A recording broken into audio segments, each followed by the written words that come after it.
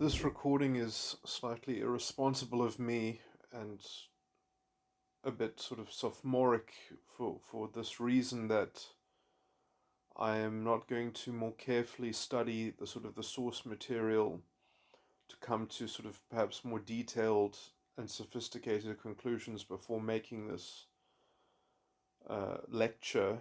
Um,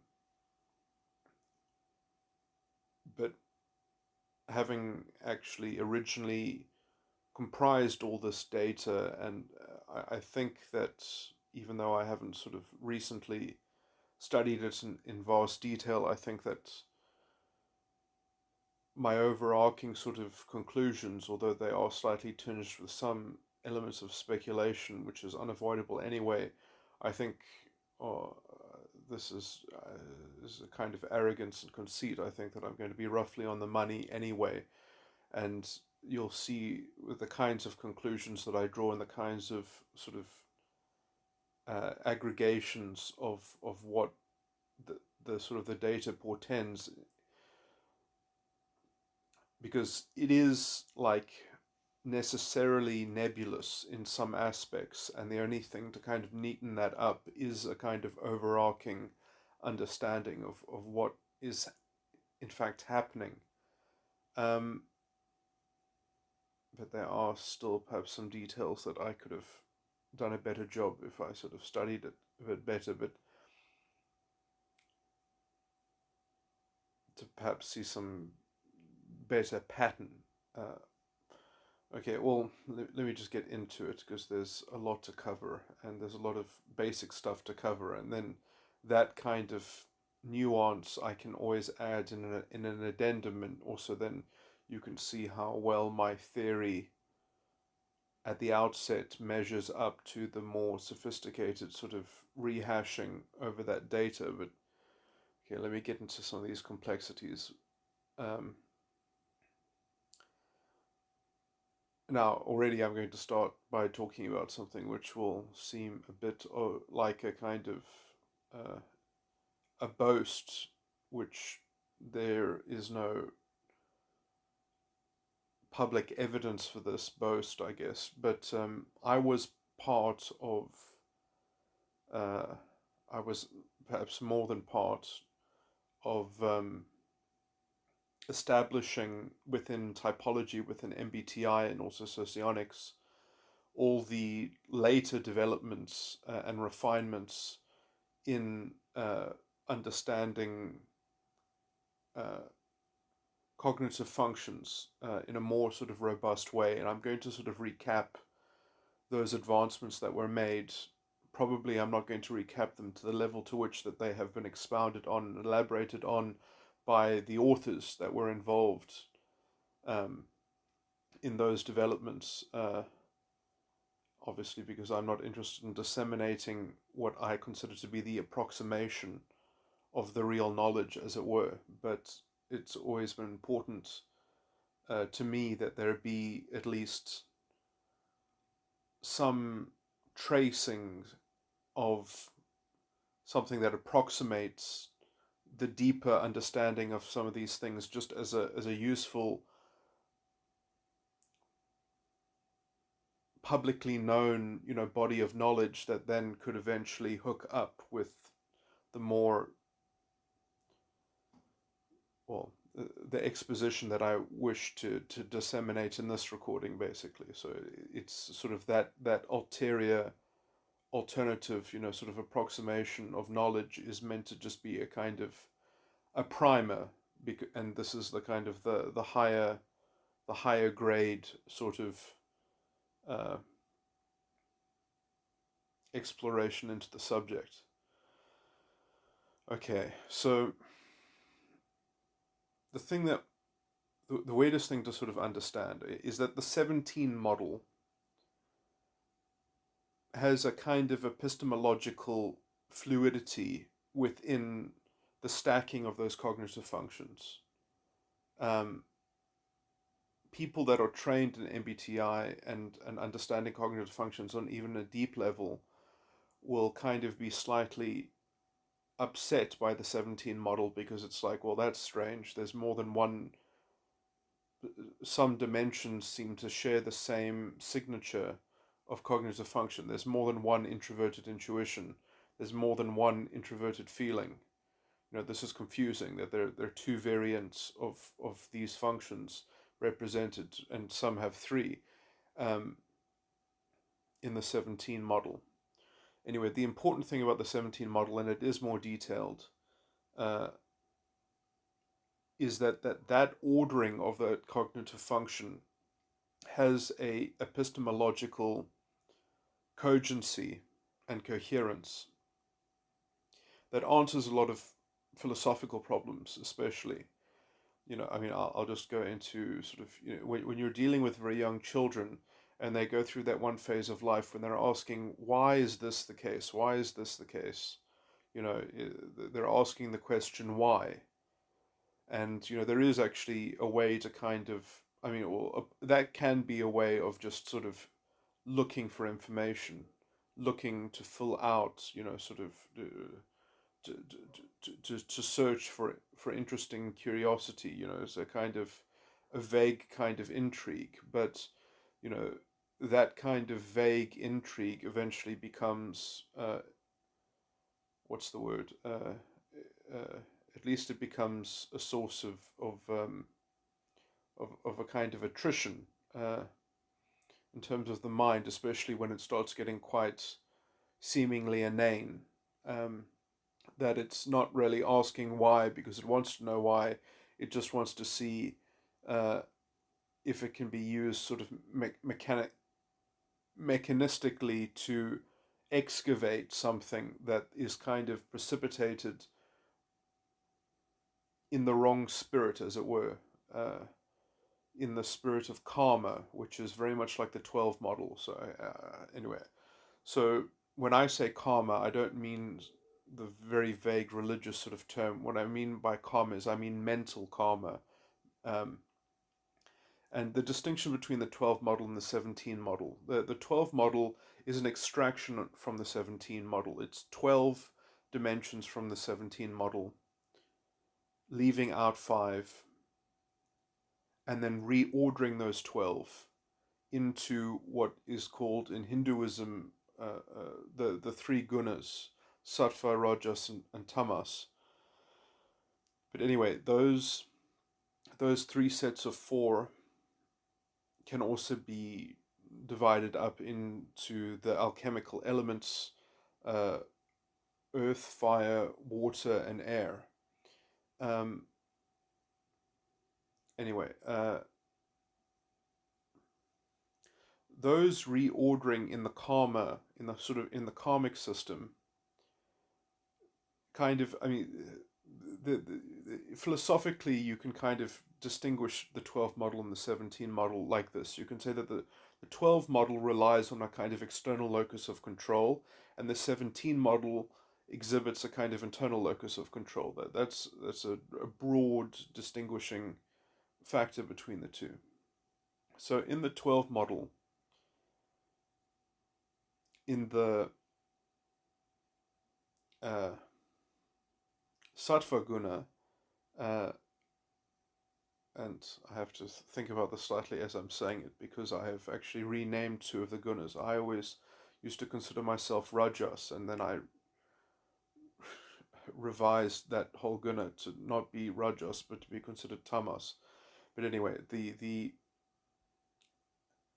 the earth the the earth element in the sattva guna, which I had prior to that called the rajas guna, is is actually the faculty that corresponds to why things are some way, why it is.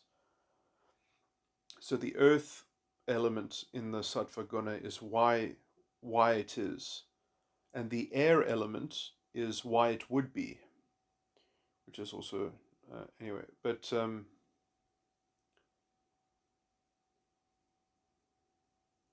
the I'm going to have to go into too much detail to kind of prove my point, which I don't want to go into that detail because it's a bit of a tangent. But basically, in the 17 model, why it is the 12th dimension. And why it would be is the 13th dimension. Both both correspond to introverted intuition. Um, it's quite. I mean, the 17 model has its own sort of unique structure, but I mean, its own peculiar sort of ordering, and that is a bit of a sort of an anomaly in that those are the only two dimensions that are that proceed one after the other and have the same cognitive function attached to them. So the the only place where introverted intuition exists in the 17 model is the 12th dimension and the 13th dimension, and the one follows directly after the other. It's quite interesting. Anyway,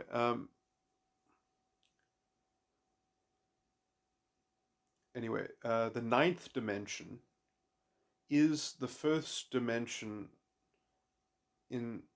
Actually, no, that's not even true. I was about to say something that's not true, but anyway, the sixth dimension is. How do I even put this? So now I'm already sort of mixing topics up a bit badly, but if you extract from the 17 model 12 dimensions, there are three species of in those 12 dimensions. There are why faculties or why cognitive functions, there are how cognitive functions, and there are what cognitive functions. So, for example, and then you can classify them according to the alchemical elements. So, why something in is okay. So you get why, how, and what, and then you get four other species of cognitive functions that you can subclassify into subspecies of is, will, should, and would, or should and ought. And those two at the end there, should and ought, or should and would, are quite tricky to classify because depending on your frame of reference, you can also invert would and should, depending if you're asking it subjectively or if you're um, uh, referencing. See, like if you phrase it as a question, then you're kind of objectifying the reference that itself. This is such an annoying sort of thing to get into, but basically, if you universalize the question and therefore like make it like a subjective thought, if you're framing it in terms of a subjective notion that you are emulating in your own mind, like, are you asking yourself or are you asking somebody else? So is it a thought that is it a notion that you are trying to extract from somebody else to answer, or is it the frame of the question that you're posing to yourself? And that changes if it's kind of an objective notion or a subjective notion. And again, like, what does that even mean, subjective or objective? In this context, I'm trying to, I mean, because you see, again, you can completely invert subjective and objective depending on what the purpose or what the address of of your intention of direction, so like, so yeah, this is a bit of a philosophical paradox, but let me just try to resolve it quickly. So because you know it's a very inane philosophical sort of is kind of this is kind of um, the confusion that skepticism is kind of hinged on to a large degree as well. That, like, oh, make a stable definitional claim about what is subjective and what is objective, and it's you can't, because it's essentially relative to the purpose of what you're trying to, what you're intending uh, uh,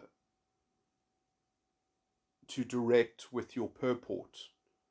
So it's relative to that kind of context, but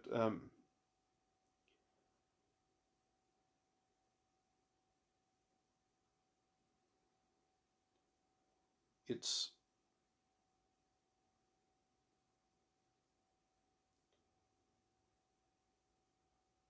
let me just think how I can delineate this clearly.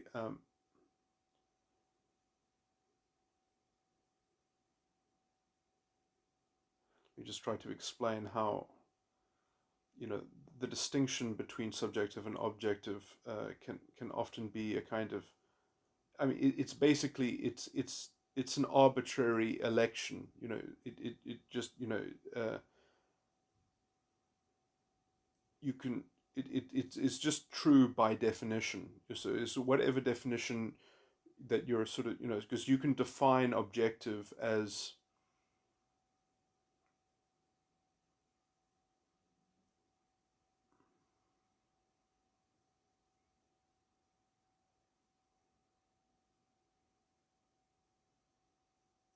I guess, yeah, I guess that is the asymmetry there, is that you actually, you can't start by defining what is objective. You have to start by defining what is subjective. And then the definition of what is objective is merely a kind of election that is made basically on an arbitrary kind of definitional quota that is demarcated and sort of sustained by the subjective commitment to holding that definition of what is objective. So it's kind of, it's made out of consent, out of a kind of, out of the subjective agreement uh, to hold that definition of what is objective to be true. To do it the other way is to essentially believe that there's a kind of external authority, which I've already sort of said is antithetical to the 17 thing, but it's actually what the 12 model, the karmic model, sort of depends on. Now, what it actually means to believe that there is such a thing as an external locus of control, what that means in practice in the 12 model, in the karmic model, is that there is essentially an endless flow of reductionism, that there's a kind of, that there's a mechanical sort of counterbalancing exchange that has a kind of independent procedure where you can receive the imprint of some kind of force, and that signature of that imprint can be sort of um, transcribed or converted into other imprints, and there's a conservation at work. So essentially, that there's a kind of, there's an infinite transcription um, uh, procedure that can conserve the force, um, the original force, and so and that you can effectively, you can sort of retrace the transcription, or you can sort of rederive, or you can sort of eventually, you can kind of uh, derive an equivalent identity. Uh,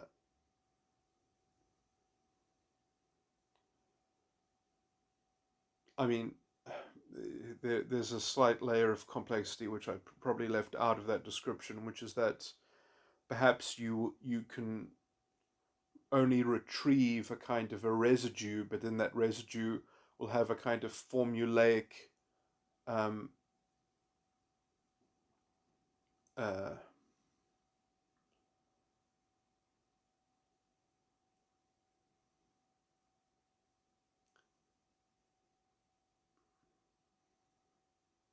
recipe attached to it, and with recourse to the recipe and the residue, then between the two you can sort of at least uh,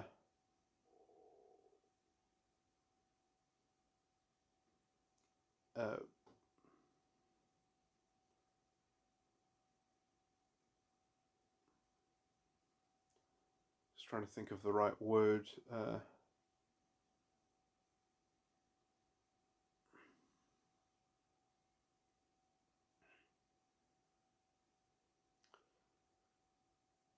You can recover a kind of um,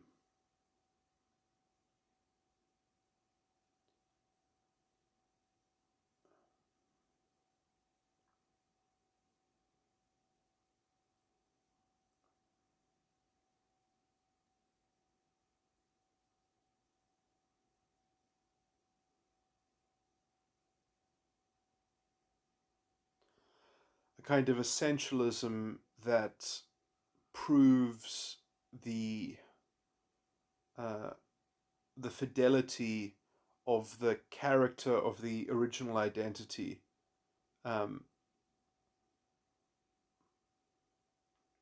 which is just basically transcribed into an expression of the residue plus that description. So essentially, the formulaic um, what did I call it? A formulaic recipe. The formulaic recipe with the residue uh,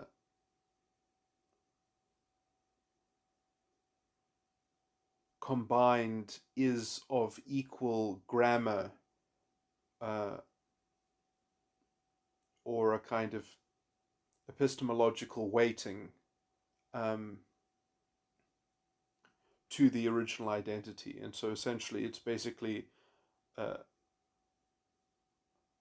the ideation in a kind of reductive explanation. So it's basically the idea that uh, the mind contains um,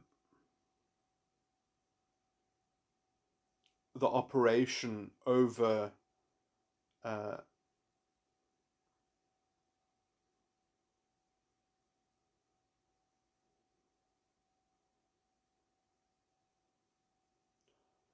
objective forces.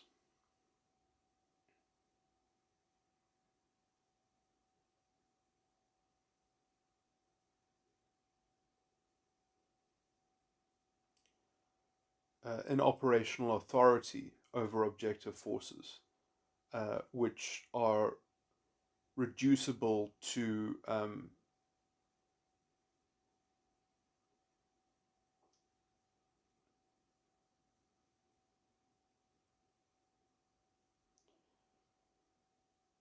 I mean, I could be more poetic, but I mean, and elaborate, but I'll just say that are reducible to what is then a mental karma. Um, Karma actually simply means consequence. Uh, so there's a kind of uh, consequentialism that the mind has a dominion over uh,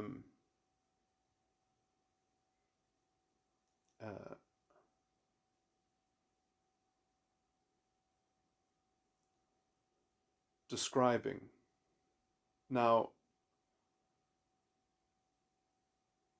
it's funny, but what I've just described, I don't believe can ever actually conform to an understanding. I think that this will always be a false kind of understanding, because in some sense, it doesn't seek to understand life or reality. It instead seeks to um, entrench the mind with an authority over reality rather than an understanding of it. That the mind doesn't stand underneath life and reality. It instead tries to reframe anything in relation and in a confusion with its own internal operation. So that in some sense the mind first seeks to understand in the wrong order, that it first seeks to understand reality before it understands itself. And in some sense, it believes that it can only understand itself by first having dominion over reality. So it's the kind of, it's got the cart before the horse. But anyway, and another overarching way of describing this is that it essentially bonds itself to an external locus of control and to a basic sort of a vague kind of deep theory of mind that is premised in an external locus of control, and so it sort of bonds itself to a kind of extravagant and decadent sort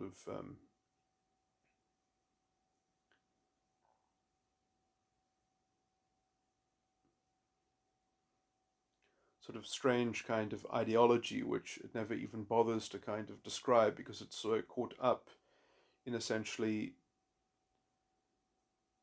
uh,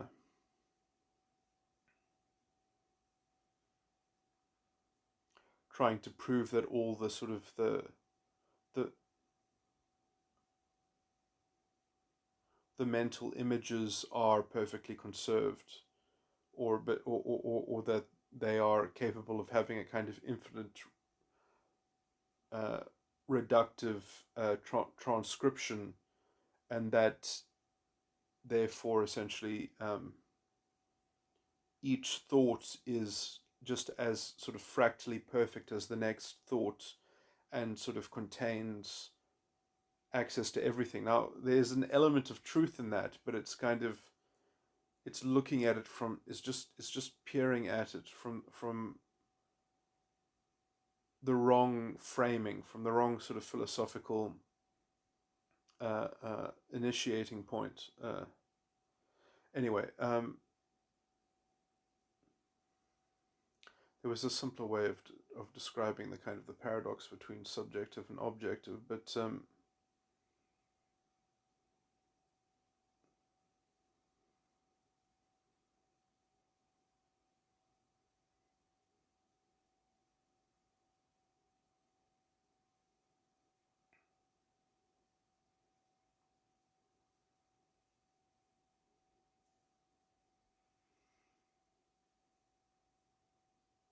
I mean, I guess the problem is that people that think, for example, that the external locus of control is the only point of departure that has any sort of value, or can be justified in some half-baked epistemological framework that they have.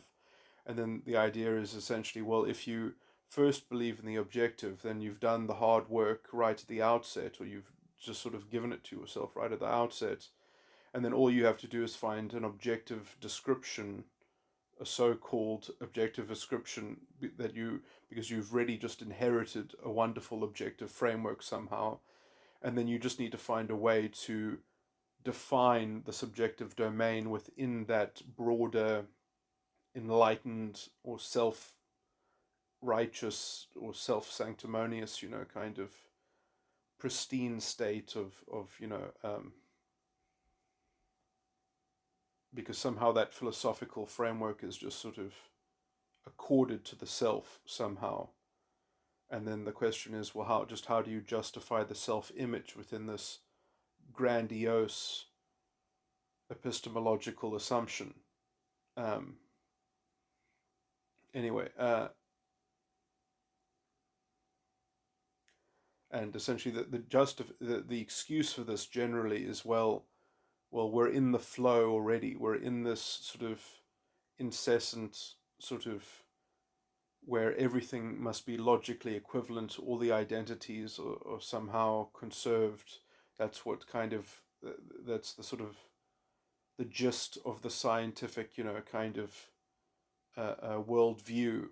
Um, this is the disgusting kind of cultism that was sort of baked into the Newtonian kind of idea that, well, if you just model it mathematically, somehow that's a scientific, uh, all the perversion of the scientific language that sort of Newton precipitated when we lost the appreciation that what science was actually dealing in were essentially observed regularities, and that was all they were, is regularities. And when people just measured magnitudes, because that's all they were just magnitudes. There was no grandiose claim that this was the actual quantitative reading of what was quantitatively objectively there. It was just the magnitude that was measured in whatever instrument was capable of essentially producing a kind of a reading.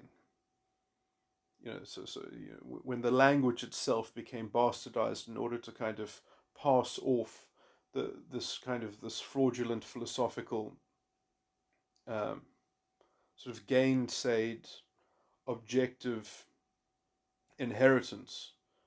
Uh, anyway, it's I'm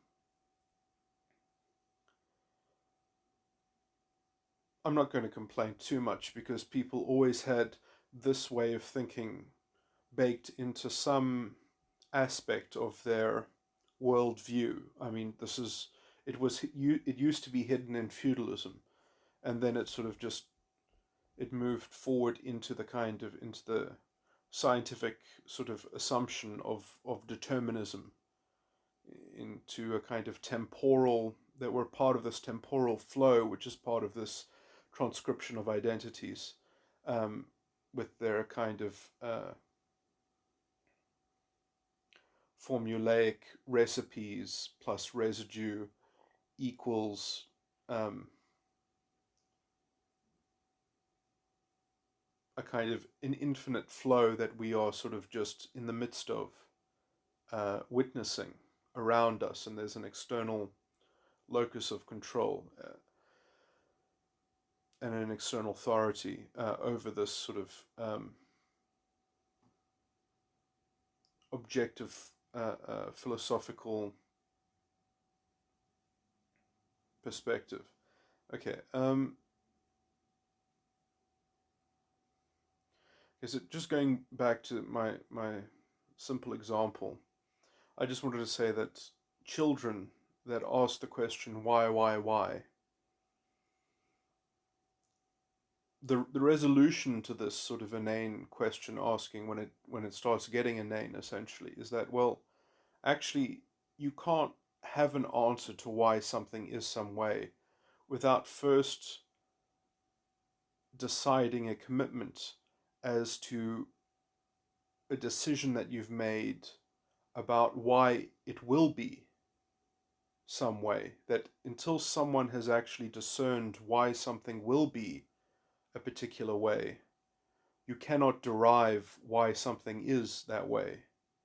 That there is a decision that someone has made, that has come before, a discerning that one has made over a particular design or purport.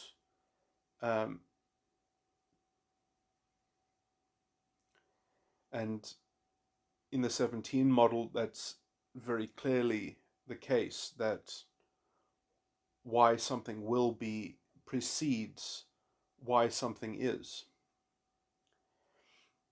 The thing that is confused in the 12 model, in the karmic model, is that every signature in the 12 model, and signatures, emotional tones that all derive from the 12 model, are all somewhat complex. They are a particular uh, intersection and slanting of two elements in the 12 model. And there are other emotional tones that can interact with other emotional tones. And there's some that transcribe and there's some that novate, essentially. So it's like you get sort of two things. You get like sort of two billiard balls that are different billiard balls, but they're traveling in equal and opposite direction. Sorry, at uh, they have essentially their vectors are opposite and their momentums are have equal magnitude, and so when they collide, they both stop. And then you get other ones which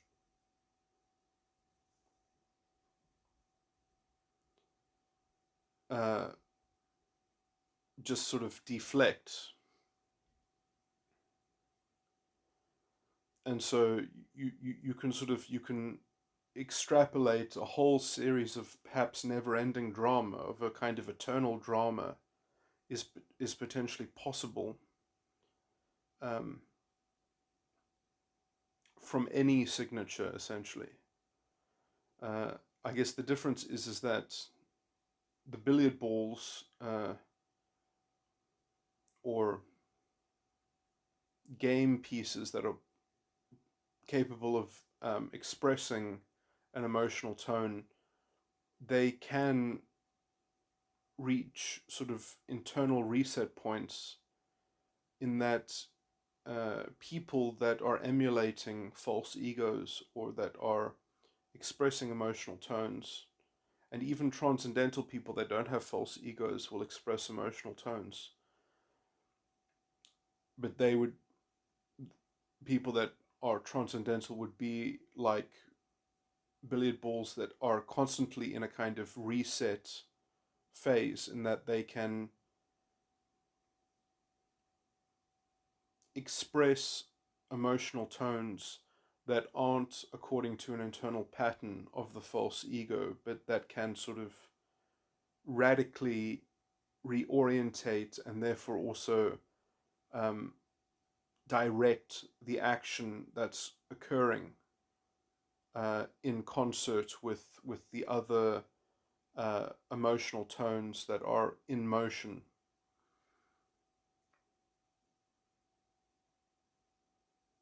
Uh, okay, this is kind of not the rabbit hole that I wanted to go down, but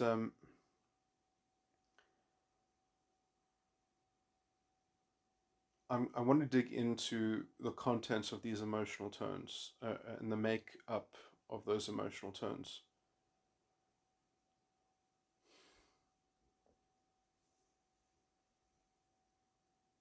So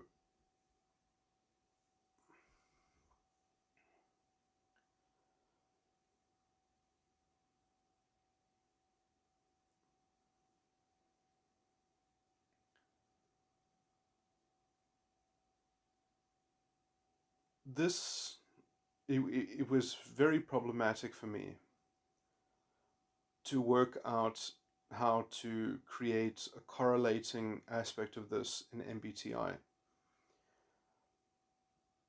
And it was around the time of, or it was just after, I think, coming up with Model A in socionics, uh, got me talking to some MBTI people.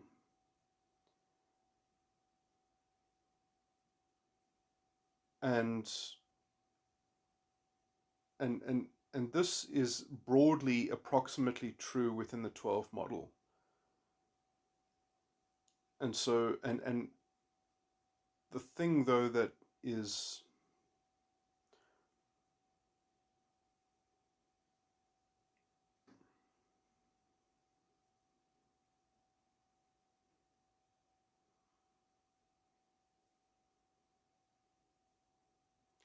the thing that is weird about false egos or emotional tones that people express, and this is the level of detail which is not accessible to MBTI, but which has been very uh, masterfully approximated within both a deeper understanding of cognitive functions that was developed in MBTI and the four sides of the mind model. So the four sides of the mind model and the deeper understanding of cognitive functions is basically replaced what I'm going to explain about the 12 model and the complexities of resonance. Um,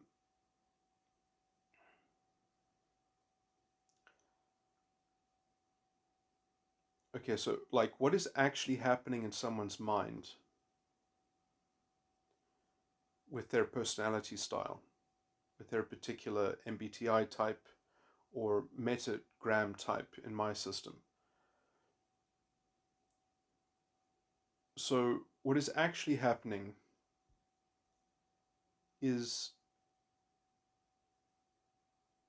they have an internal emotional argument. Uh,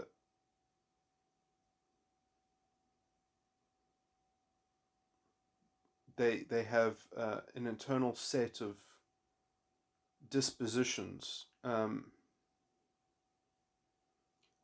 and different aspects of those dispositions are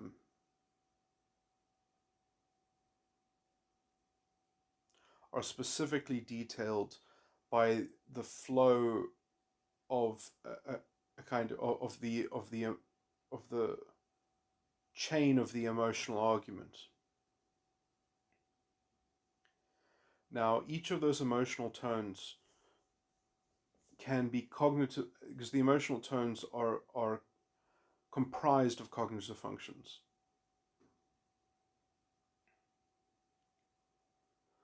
And there are, roughly speaking, there are two types of emotional tones. There's I don't have set jargon for this, but basically you get constructive ones and you get sort of destructive ones. The constructive ones are ones in which there are two emotional tones and the one is taking the lead, but they are both positively expressed. And then you get the destructive ones in which the one cognitive function is displacing the function or displacing the use of the other function. So it's basically one functioning operating in the absence, in the specific particular absence of another cognitive function. So it's like it's specifically a cognitive function being expressed in the absence of another or in the negation of another cognitive function. So those are the two types of functions. And they both have quite different sorts of properties attached to them. Um,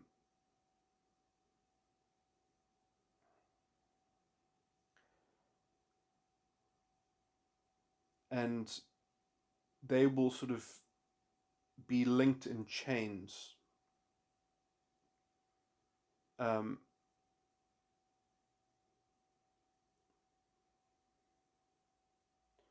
Now, this gives a huge amount of variety in terms of personality, uh, because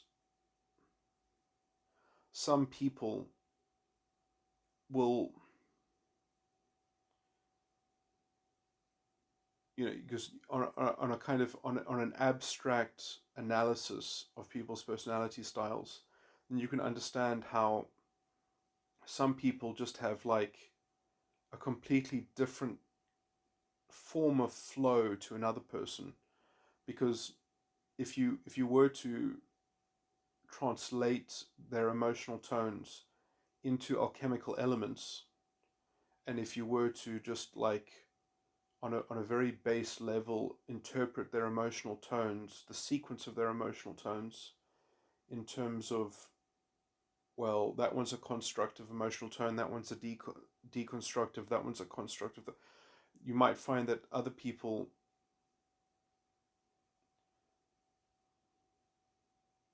they have a different pattern where the one starts on a destructive, the other one starts on a constructive. So there's almost like a kind of gender that you could attach to that.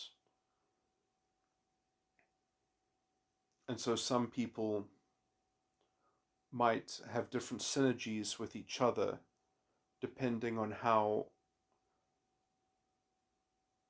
the sequence of their emotional argument is sort of corroborates or plugs in to somebody else, because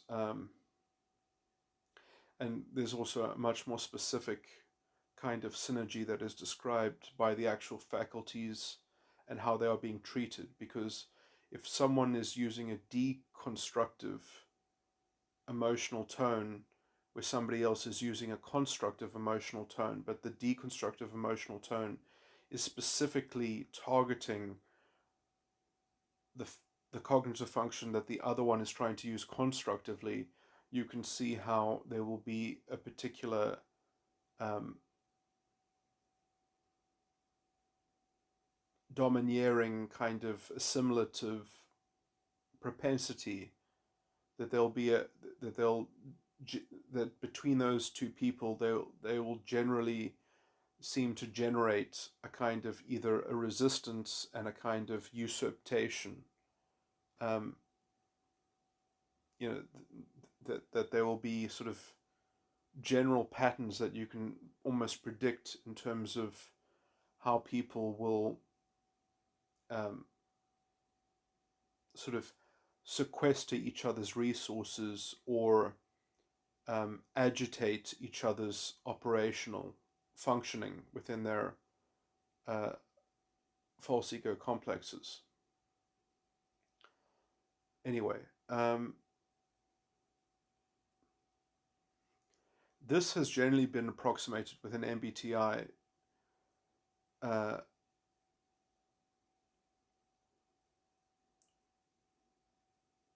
okay, well, it goes slightly deeper than that. In that, those alchemical uh, signatures, also mean that within the 12 model,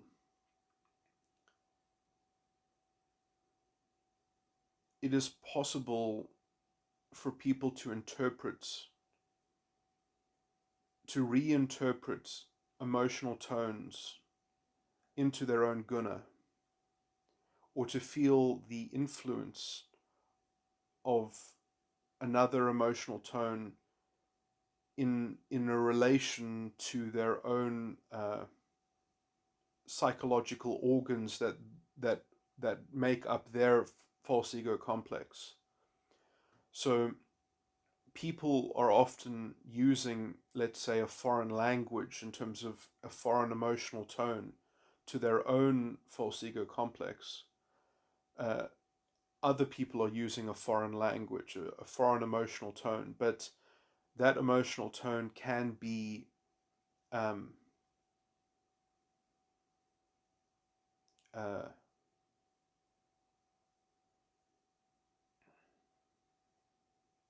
can resonate uh, um, basically via the kind of the alchemical signature. Um, it it's not it's not there are kind of there are two forms of resonance. There's the resonance by the alchemical signature, which in some sense is an almost is the more transcendental way of operating in a kind of feng shui, because if you are taking it in terms of the interpretation of the alchemical resonance, you can sort of almost tactically uh, extrapolate and holistically kind of work out how to balance something. But you can also, let's say, just plug into it by kind of assimilating your emotional tone into a common circuit into a collective circuit, as it were, because the emotional tones are all connected at some point through some nexus, but they're connected through what might be foreign circuits to some people and not foreign circuits to other people, because this can, on some level, be subject to people's subjective history and experience. Um,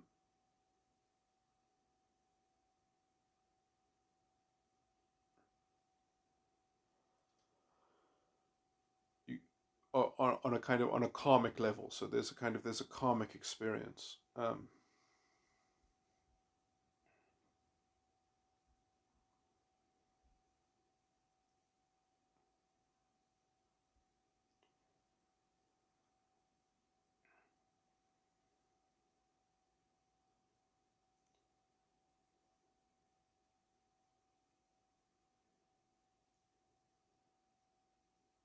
Anyway,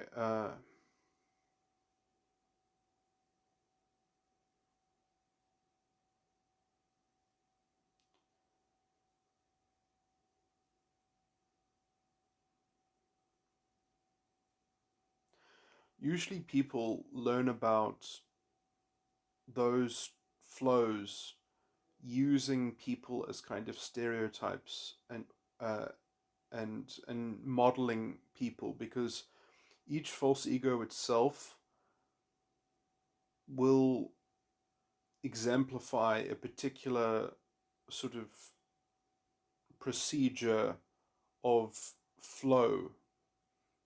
And so the more people you know in your mind, you can often analogize situations and drama and other people's emotional tones and feed them into the computer of your understanding of that person's character. So, the more people you know abstractly, as it were, the more people you are familiar with, you can essentially use their identity and your knowledge of them to simulate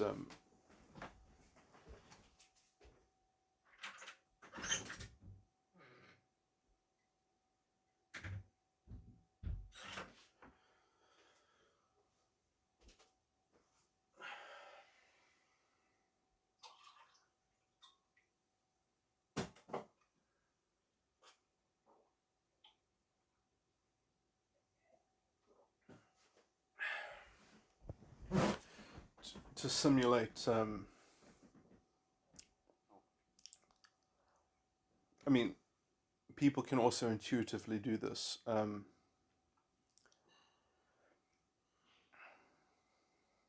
mean, it perhaps requires some sensitivity, but anyway, and obviously people will be.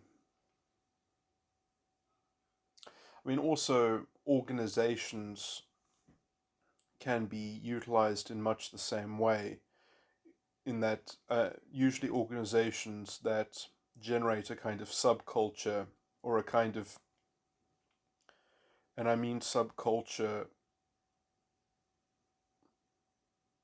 When I say culture in subculture, I mean to sort of connotate a cult of personality that is inculcated and enshrined within that subculture, that is almost being promoted by that subculture as having a kind of procedural hegemony in terms of framing or exalting that procedure that is exemplified by that personality. Um,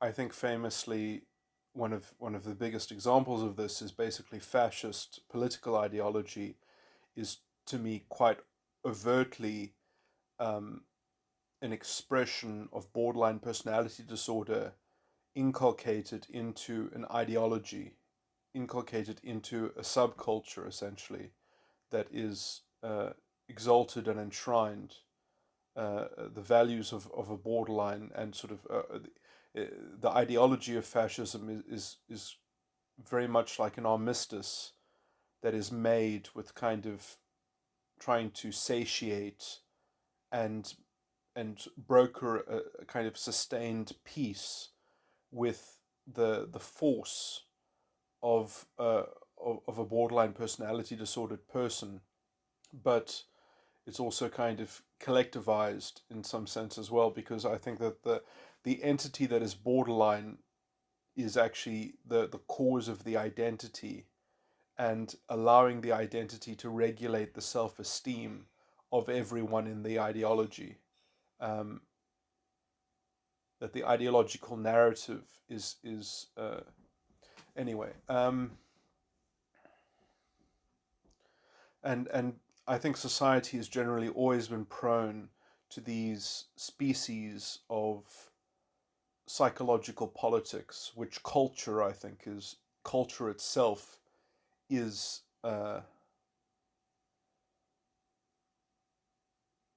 is a very good sort of notion of this, and I do actually think that it is worth pointing out that the West was more advanced culturally than many other societies, and the reason why that was true was because there was something. Obviously, there are also toxic elements in every culture because psychological politics is messy. But I would say that the philosophy, the liberal political philosophy generated by Britain within their peculiar and unique history, um,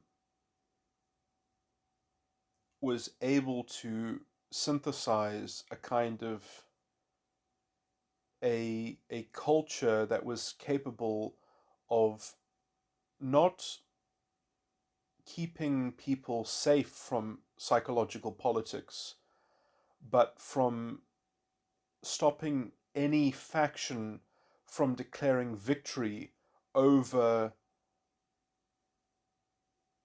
the culture at large. In some sense, it was almost keeping the arena of psychological politics in a kind of in an arrested state of a kind of tabula rasa. That the liberal political philosophy was like, no one wins. No one's psychological politics wins. You have to contend it as an individual. You have to find a way to contend it on the level of being an individual, and not in terms of claiming an organizational principle over, and therefore not being able to kind of create a cultural sort of landmark of some sort of enshrined cultural hegemony. Um, Perhaps that's a bold claim, um,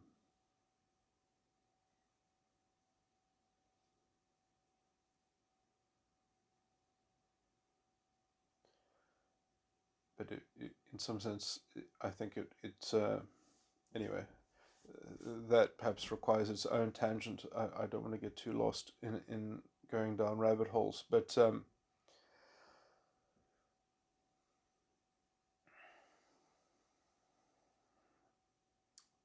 just the thing to the resonance thing is that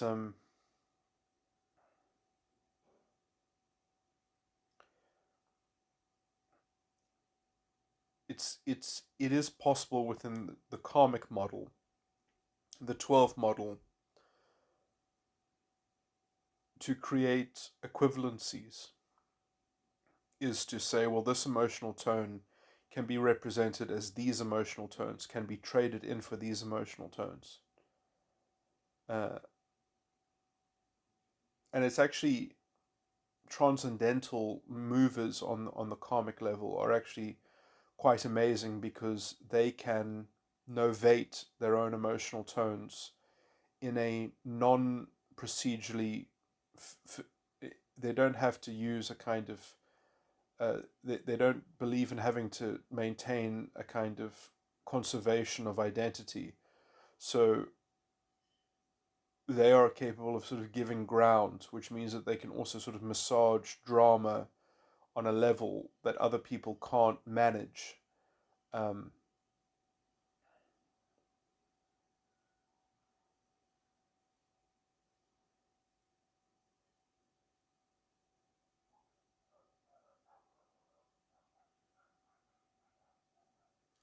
Anyway, so the thing in MBTI,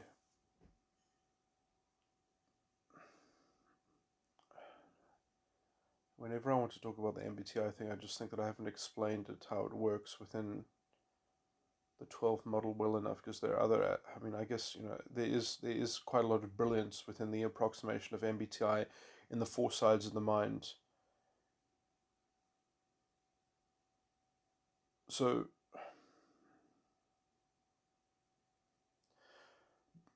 basically in MBTI, I should actually explain it with MBTI, because that's actually the best way to get the metaphor for then explaining what's happening in the 12 model.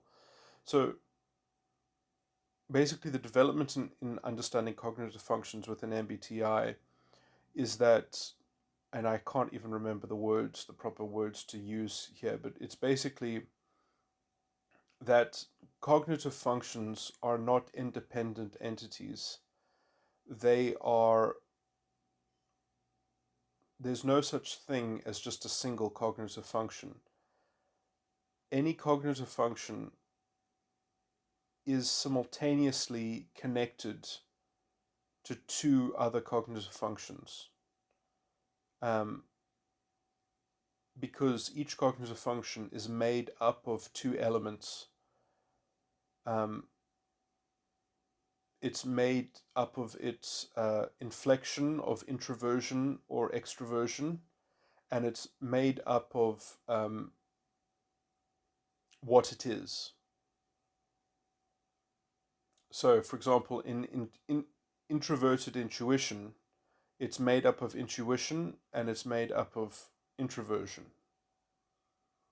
And so the introverted aspect of it means that if you want to express an introverted intuition, you have to negate the expression of an extroverted intuition. You have to derogate an aspect of extroversion. So basically, if you have to have a signature, a cognitive function uh, uh, that is expressing itself, its signature is not going to just be expressed in terms of introverted intuition. It's also going to be an expression of extroverted intuition being contracted. So it's not just an expansion of, or an expression that is expanding into the territory of introverted intuition. It is also directly contracting extroverted intuition. It's placing a contraction around the subject matter, or around the so it's uh,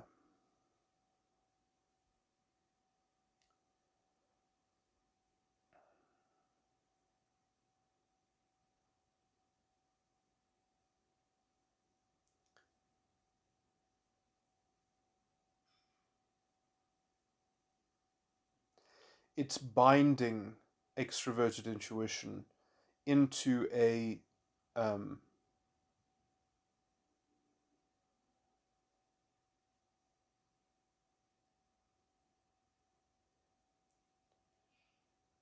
uh,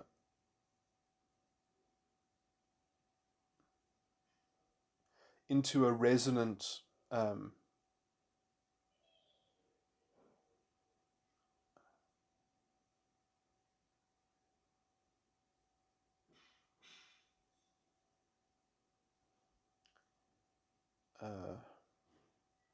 trying to think of some of the original. I mean, I can sort of vaguely remember this conceptually, but there was some wonderful language that was derived right at the start of this. Anyway,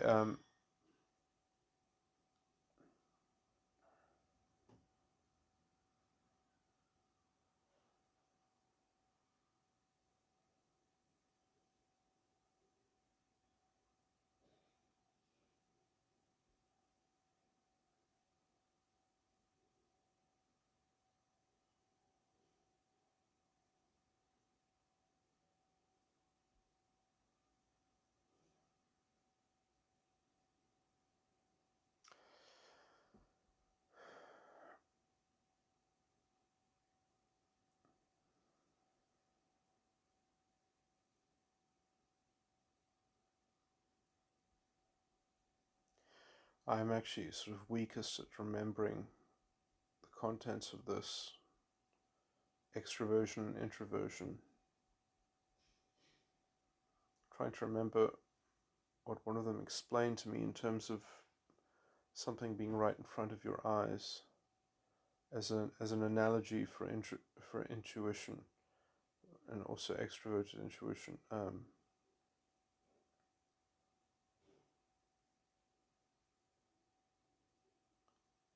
Anyway, so it's much more easy to understand the other one, which is that introverted intuition is then also connected to extroverted sensing. And essentially, the expression of introverted intuition is going to be at the suspension of extroverted sensing.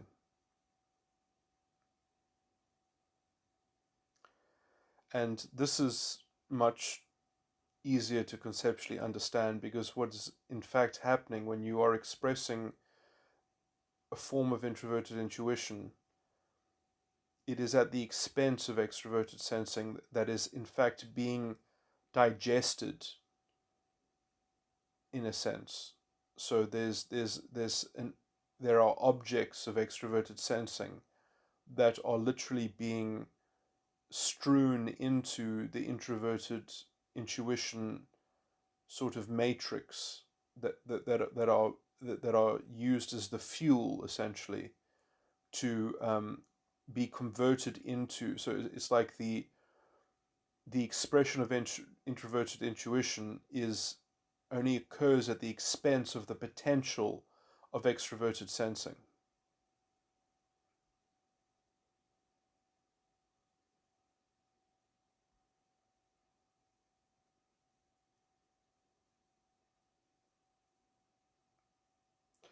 Now, these axes, in some extent, are you can kind of see them animated in terms of the four sides of the mind,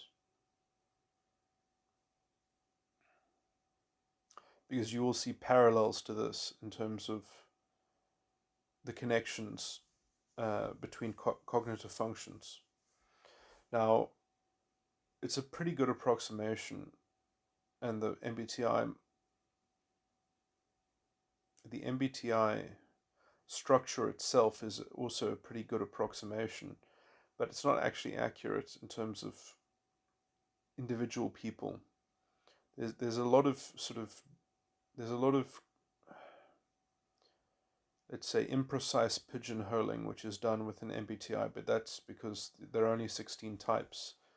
Like in my system, there are 17 MBTI types essentially, and they're and I've made my own approximate version of the four sides of the mind, and all the cognitive functions are different because they're based on the 17 model, and they don't follow the same rules, and so it actually destroys that's the symmetry of you know introverted extroversion, NI going to SE and NI going to NE, destroys all of that.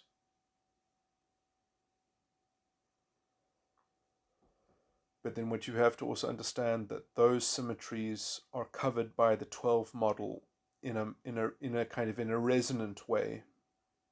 Um, and that it's not actually true that NI and SE are linked in that way. I mean, it is in the approximate version of MBTI, but in let's say the real version, the real empirical version of the emotional tones themselves, the elements that make up those emotional tones are peculiar. So it is true that like NI is actually being tethered to another cognitive function, but it's not just SE and NE.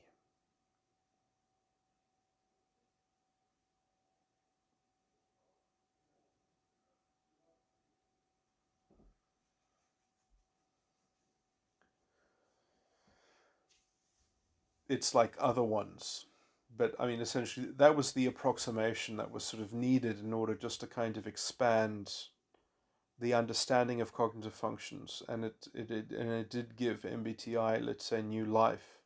The problem that it'll always be choked by is just that the population of the functions and where they are within the model of the type is just, and the same goes with socionics, because it has to follow it's somewhat rigid formulaic construction, which I remember when I helped formulate that structure. I mean, there's a bit of a mythology around MBTI, uh, that it's much older than it is. It actually isn't as old as it is.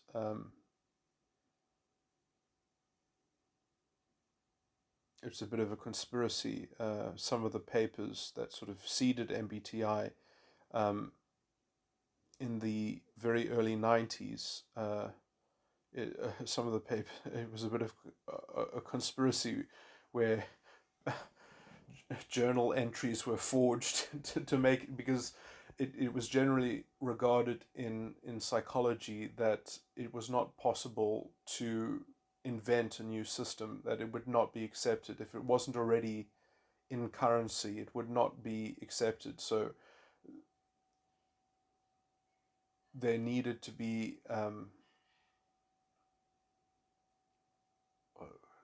there needed to be a development of a kind of a fake history. um,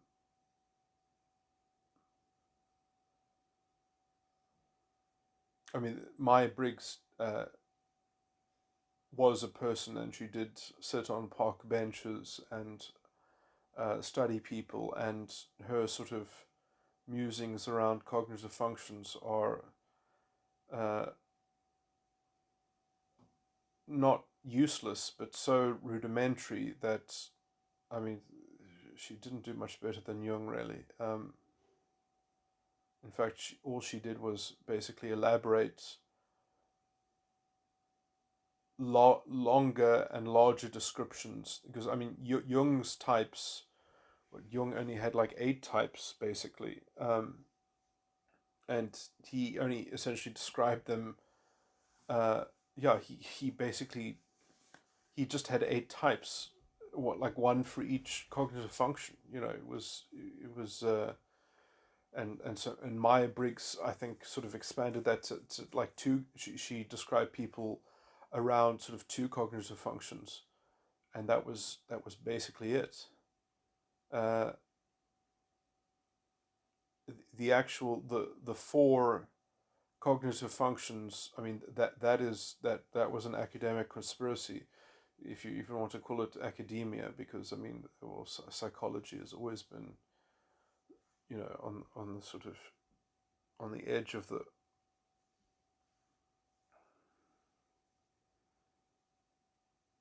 I can't even try to muster up a poetical sort of disparaging remark. I mean, let's just say it's always been shoddy.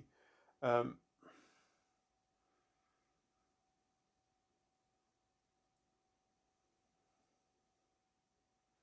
anyway, let me not talk about weird things like this. But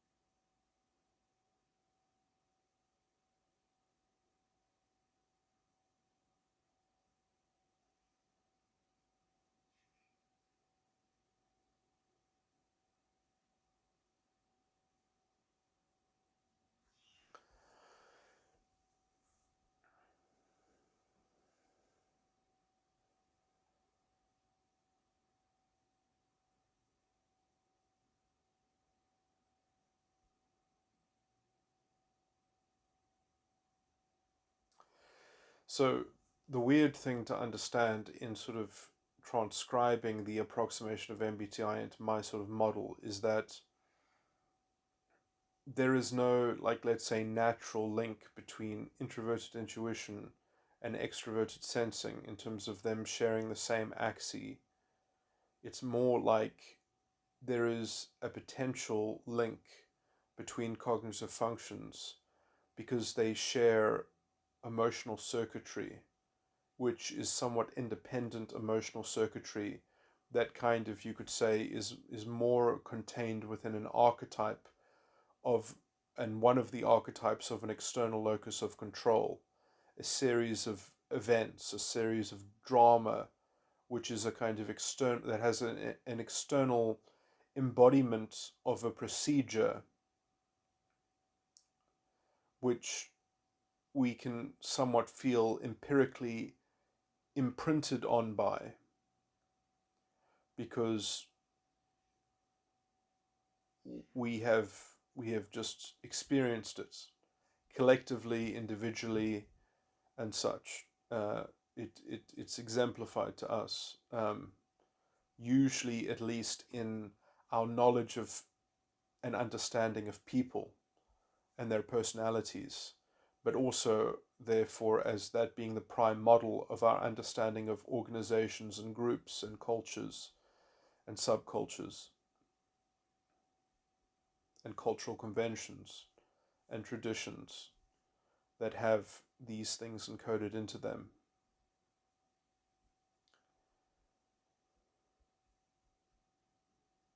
I think most famously, the best sort of canonical exposition and sort of compilation of these things would be the Greek mythology.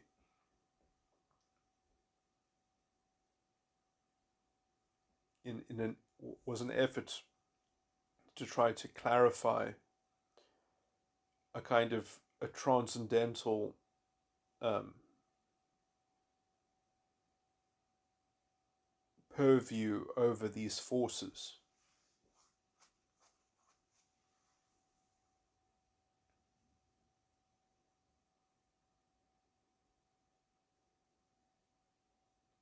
which was always sort of hinged or welded to the warning of, at your own peril, try to transcendentally subvert the flow of these narratives, of these sort of these spells, um, that humanity is subjugated by and spellbound by, and only the gods may may direct the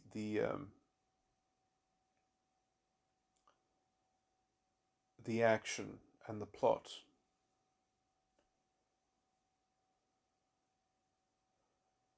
which is, I think, in some sense, well, I mean, famously, the pantheon of the 12 is I believe somewhat exemplified by my model of the 12, um,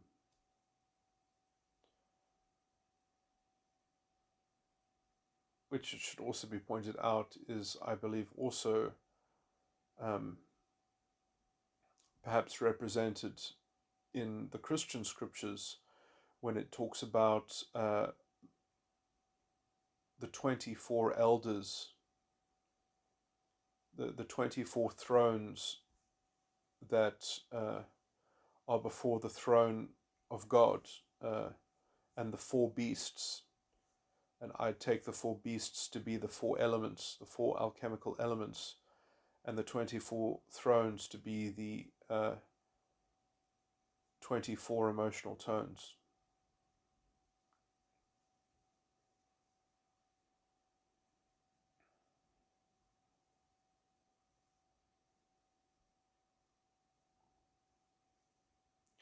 Which then frames them in the actual construction in which that they can be transcendentally managed, because you cannot confront the 12 and go up against them, but you can facilitate a transcendental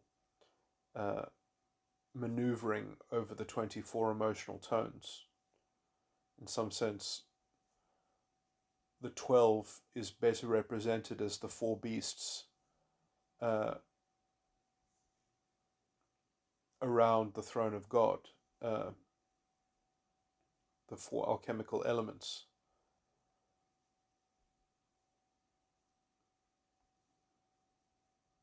And to me, it's interesting when essentially, I mean, I guess we have to understand that Christianity came after the Greek mythology, and if you want to believe in progress, spiritual progress, and spiritual development,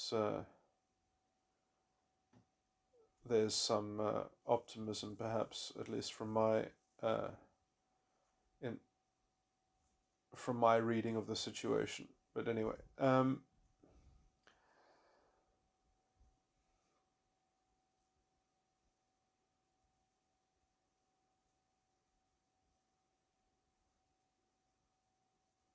that truth was being refined, and the project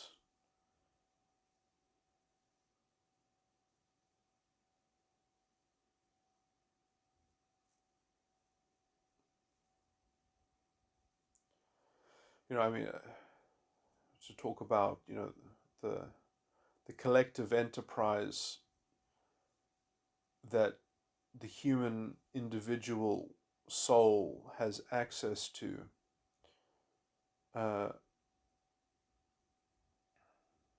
that when one has lived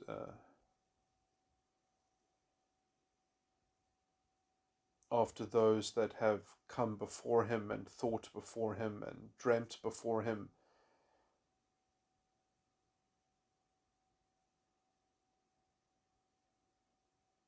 that perhaps you needed the Greek mythology before you could have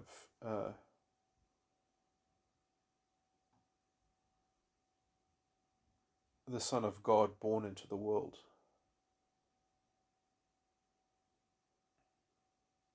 I mean, and there are even direct descriptions of Greek mythology, even in Revelations, specifically when it talks about, and the sea will give up its dead.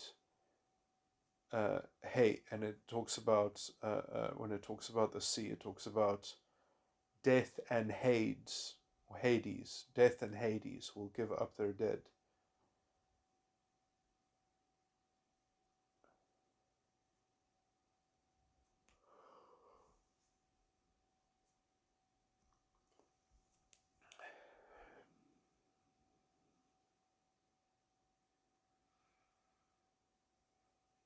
I've always thought Hades to be the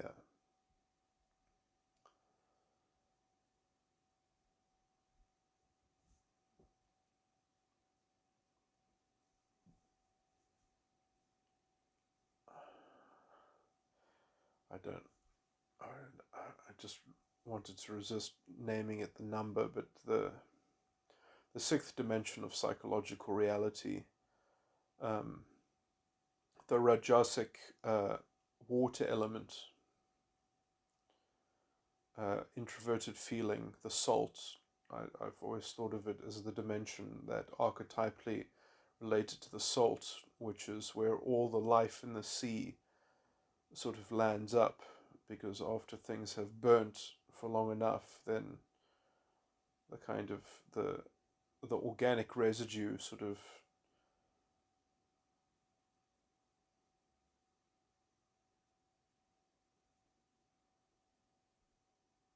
is perhaps the salt that is locked in the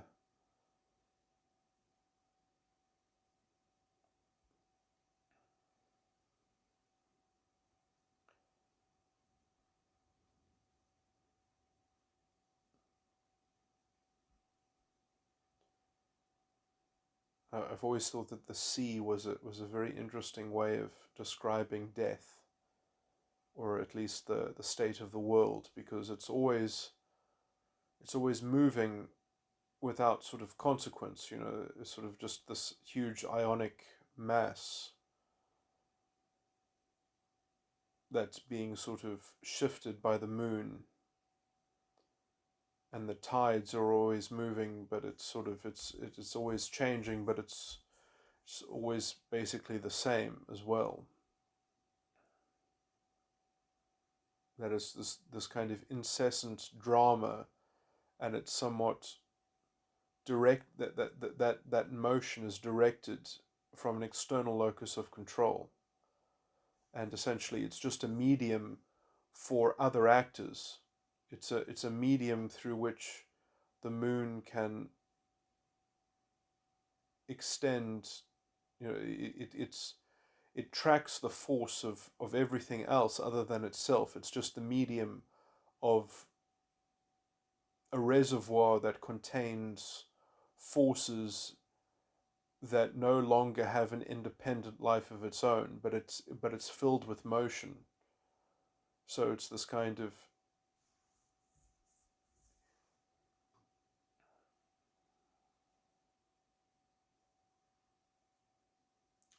it's like a lifeless puppet that looks alive in its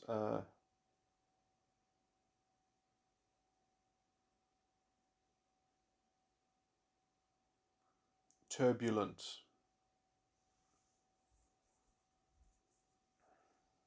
thrashing.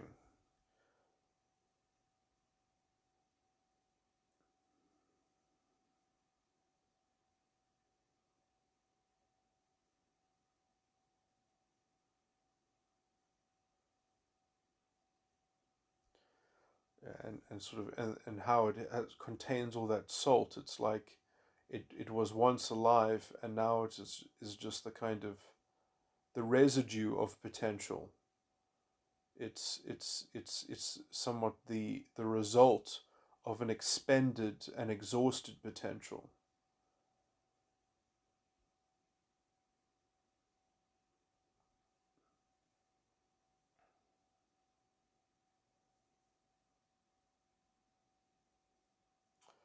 That is somewhat stultified by its own excess.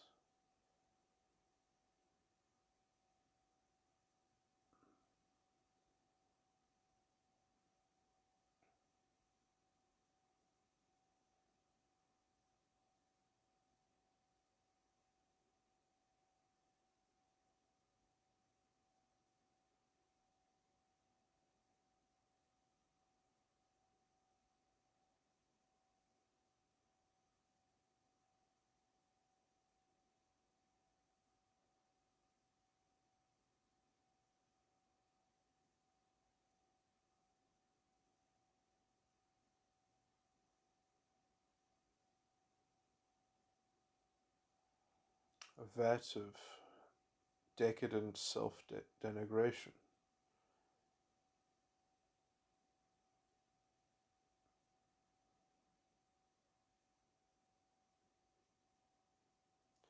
Decadent in its vastness.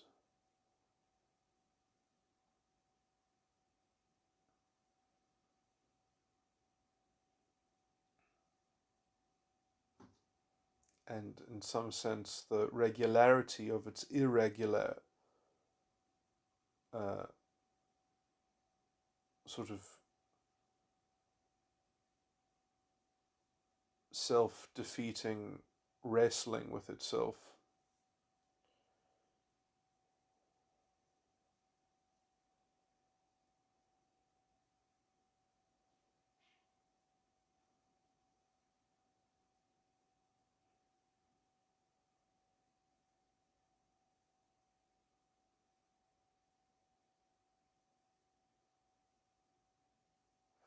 And it's just sort of the vacant conduit of of force itself. Like the thing that describes the sea the most are things that have nothing to do with the substance of the sea, but with its motion that has been granted it by external forces. So the currents and the tides.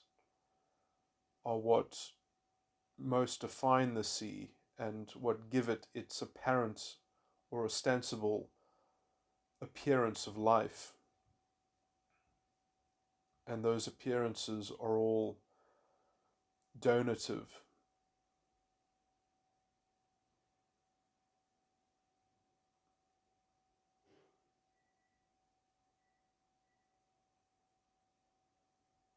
They're inherited by foreign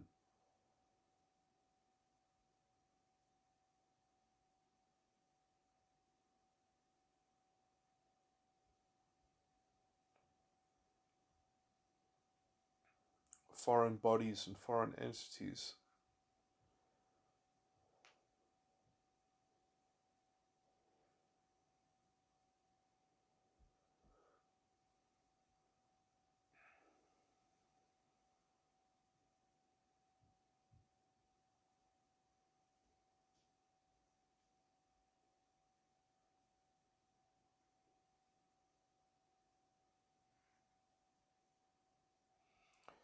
Anyway, I guess that's enough poetry.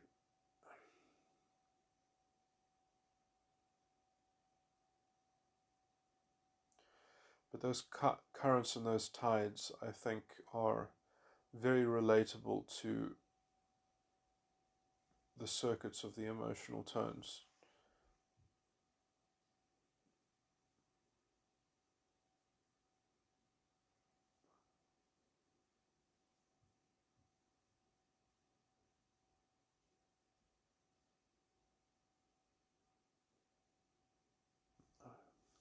I guess this long-winded recording can be over now.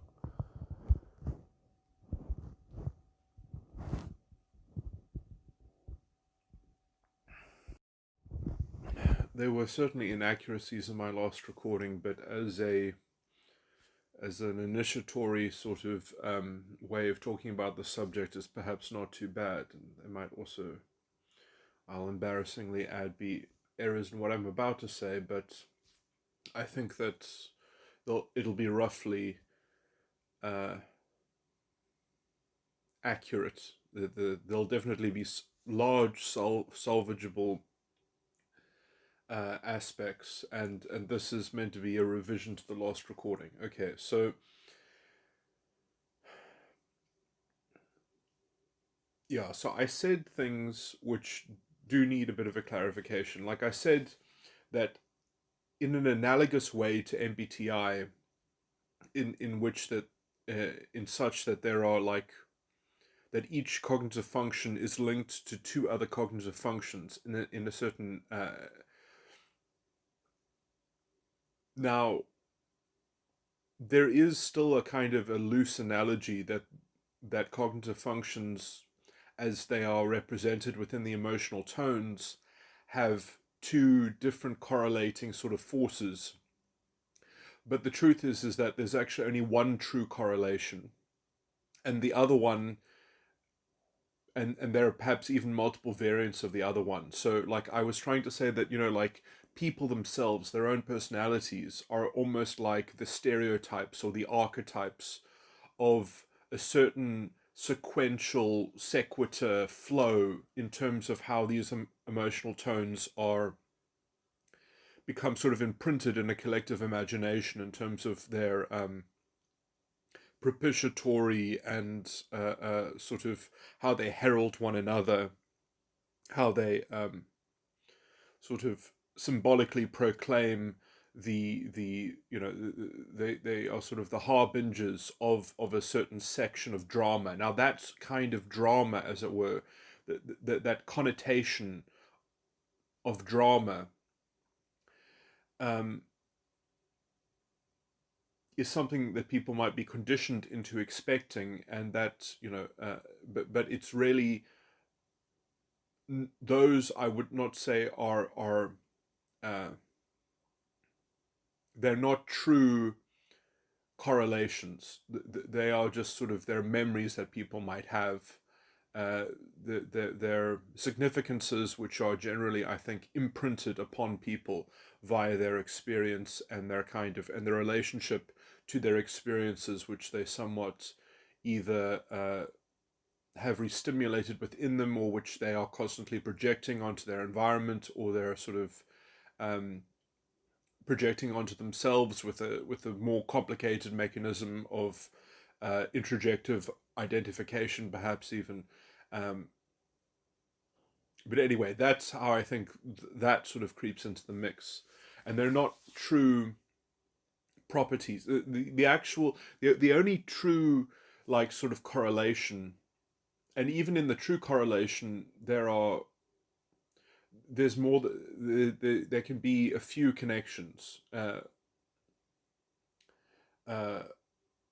Constructive types, in fact, are almost like joker cards because they can be sort of added to many different sort of things. They don't actually have a fluid interlocking sort of piece of the puzzle that they occupy. They can kind of, they're almost like loose radicals. But anyway, but especially the deconstructive emotional tones, they follow a very sort of set kind of circulation in terms of how and even they have two connections, two possible connections. They have what I've referred to as counter offers, perfect counter offers, and uh, which means that like they get transcribed, and then you get another thing which is kind of like a reaction, which is that like it's sort of they can be transmutated by another force. They can sort of be collected by another force. So it's almost like they get added to somebody else's snowball that was going in a completely different direction, and so it just kind of abrogates or usurps the energy, the karmic energy in the one destructive force, as it's just kind of redirected into something else. So it has two possible sort of deconstructive emotional tones have two possible kinds of interaction. So that might also be where the correlation between how, if you look at certain cognitive functions independently, how they have, if you deconstruct it that way, then you can see that there's a myriad of potential um, specific or special interactions that are had between the components of the emotional tones. You know, if you were to water it down to a kind of cognitive function analysis, and then you can perhaps see that or track that there are special relationships between certain cognitive functions. Now, the thing that should be spoken about in terms of the true correlations that cognitive functions therefore can be said to have, there are other interesting points that should be added to this, which is that these interactions, largely speaking, um, take place across the gunas. They don't take place within a guna. Um, so these circuits of interaction are made up of two emotional tones that are sattva, two emotional tones that are rajas, and two emotional tones that are tamas. So to actually have a transcendental treatment of karmic energy or of these emotional tones requires um, a kind of uh, transcendental recourse and use of emotional tones that fall into different gunas. Generally, people with false ego complexes, within my modeling, their emotional tones that are native to their false ego will fall within a single guna. And so they won't have the resources or they won't have the ability to tap into the use of other gunas. Although perhaps there are also instruments in which people can do this. Um,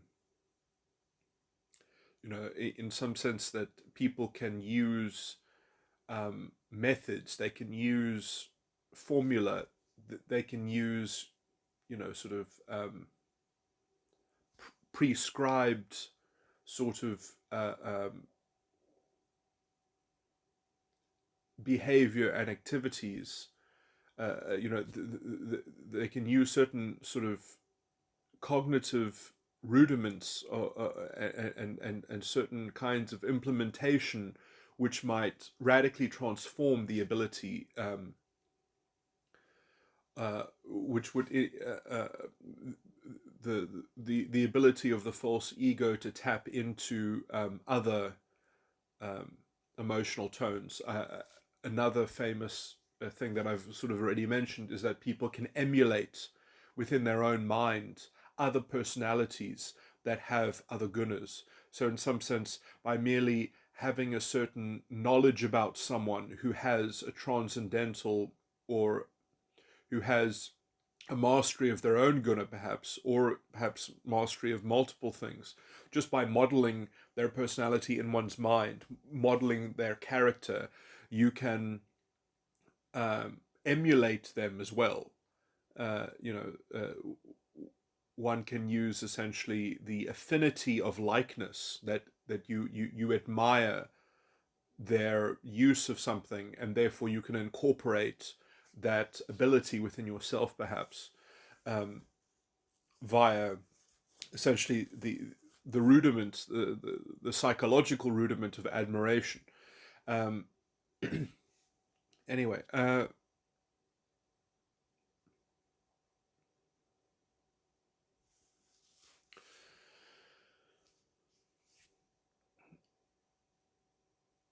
my point is that which is quite interesting, and this might be slightly heretical to the Hindu kind of generic understanding that sattva is the best guna, or something like that. That there is no such thing as a kind of as a transcendental treatment of karma without recourse to essentially the faculties of all the gunas. Although it is not generally regarded that tamas has faculties, it's usually just described as being indolent and sort of and ignorant.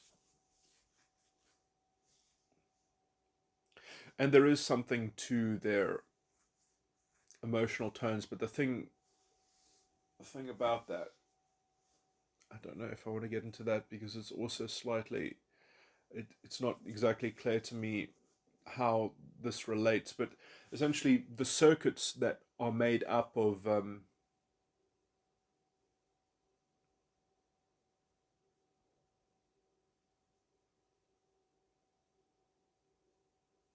6 components. Uh, those numbers don't seem right to me, but anyway, I always thought that there were three. No, no, there are six. Yeah, there are six of these. Um, oh, there are 6 components, and there are four of these 6 components. So there are 4 sets of 6 components in these emotional tones, and the best way the only way to actually understand, because each of these sets are somewhat reflections of each other. They all have the way in which that they are the same is if you analyze them on the level of the alchemical elements, on the level of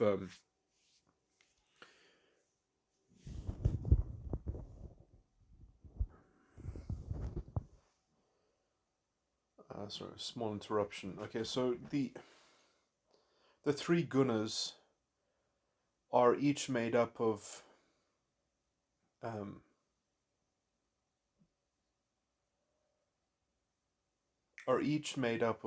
four elements, which are, if you want to describe those elements alchemically, earth, fire, water, and air. Um, they each obviously have their own particular manifestation within each of their guna. Like the sattva earth element is, I'm just going to use my one word titles for these functions, is liberty. The fire element is instinct. The water element is placidity, and the air element is faith. The Tamas, earth element, is tranquility. Uh, the tamas, fire element, is hope. The tamas, water element, is trust, and the tamas, air element, is appraisal. Um, and the rajasic, earth element, is exuberance. The rajasic, fire element, is uh,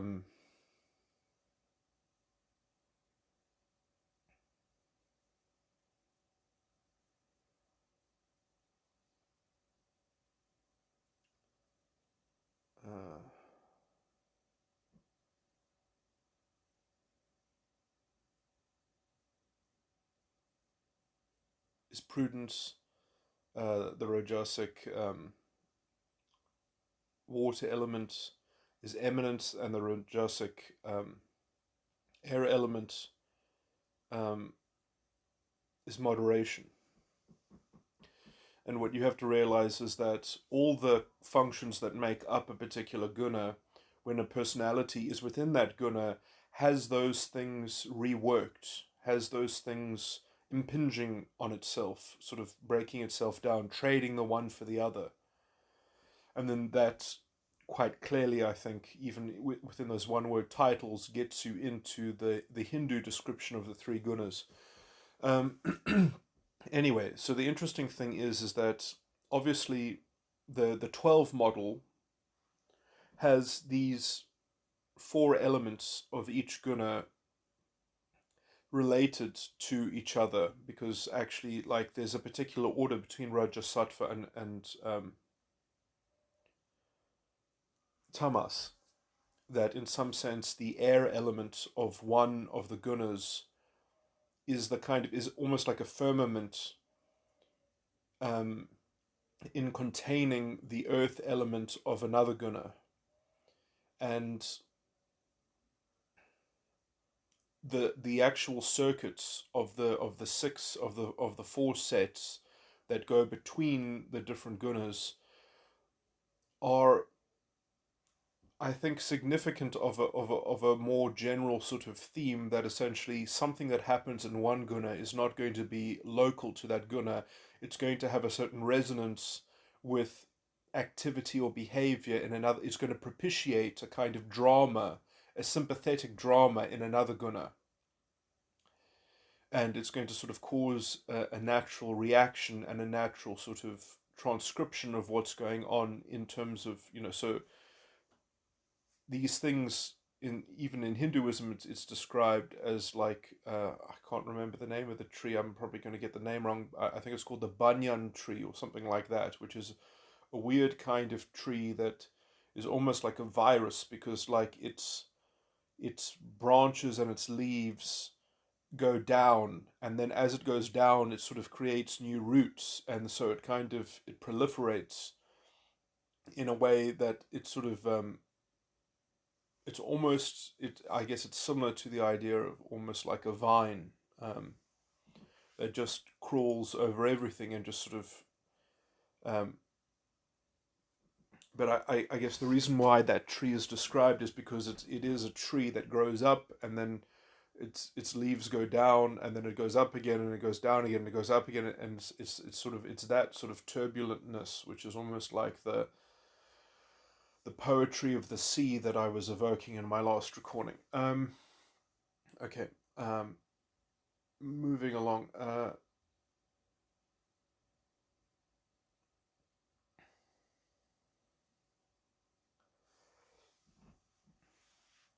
So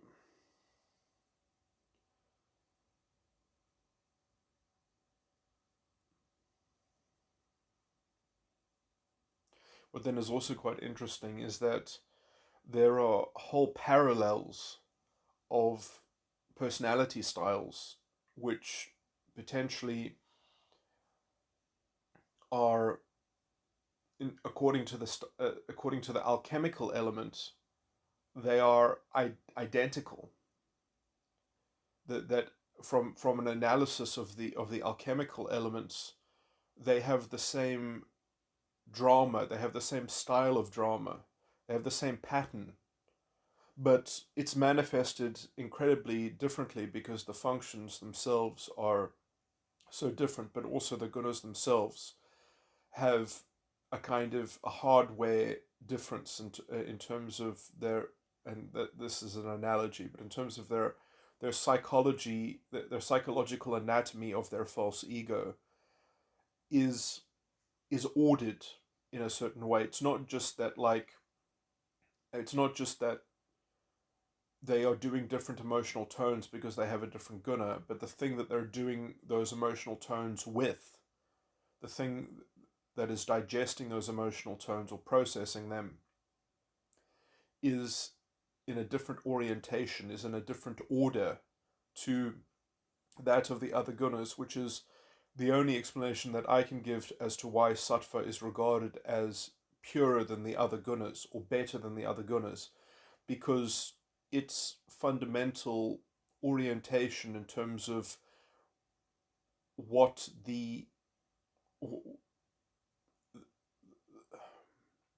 that they are the most, they have the clearest consciousness of what it is that they are perpetrating, of what it is that they can more fundamentally or much more easily, or naturally it's easier for them to regard essentially the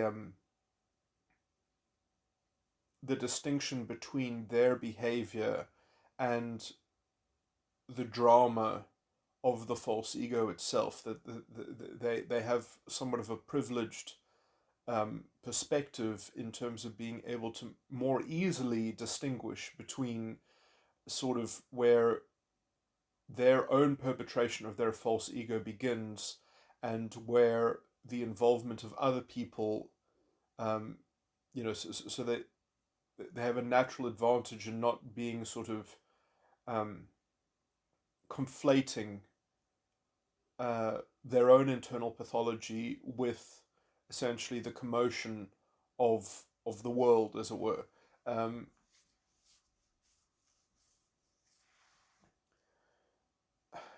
is there anything else intelligent that I can say about this? Yeah, to go into this, properly, I would get into the specifics of the emotional tones themselves. But I guess, the hardest thing to understand, because it's not indicated by my models of the personality, of the false ego, is how it could be that emotional tones have circuitry that is not related to the internal circuitry of the false ego complex, but has a kind of meta circuitry that is connected to emotional tones that are resident um, in other gunas. Let me say as well that the reason why that that meta circuitry is actually more crucial to the transcendental framework, um, or understanding sort of transcendental energy, or transcendental influence, or spiritual, activity or whatever, or behavior over and in relation to these emotional tones, is that the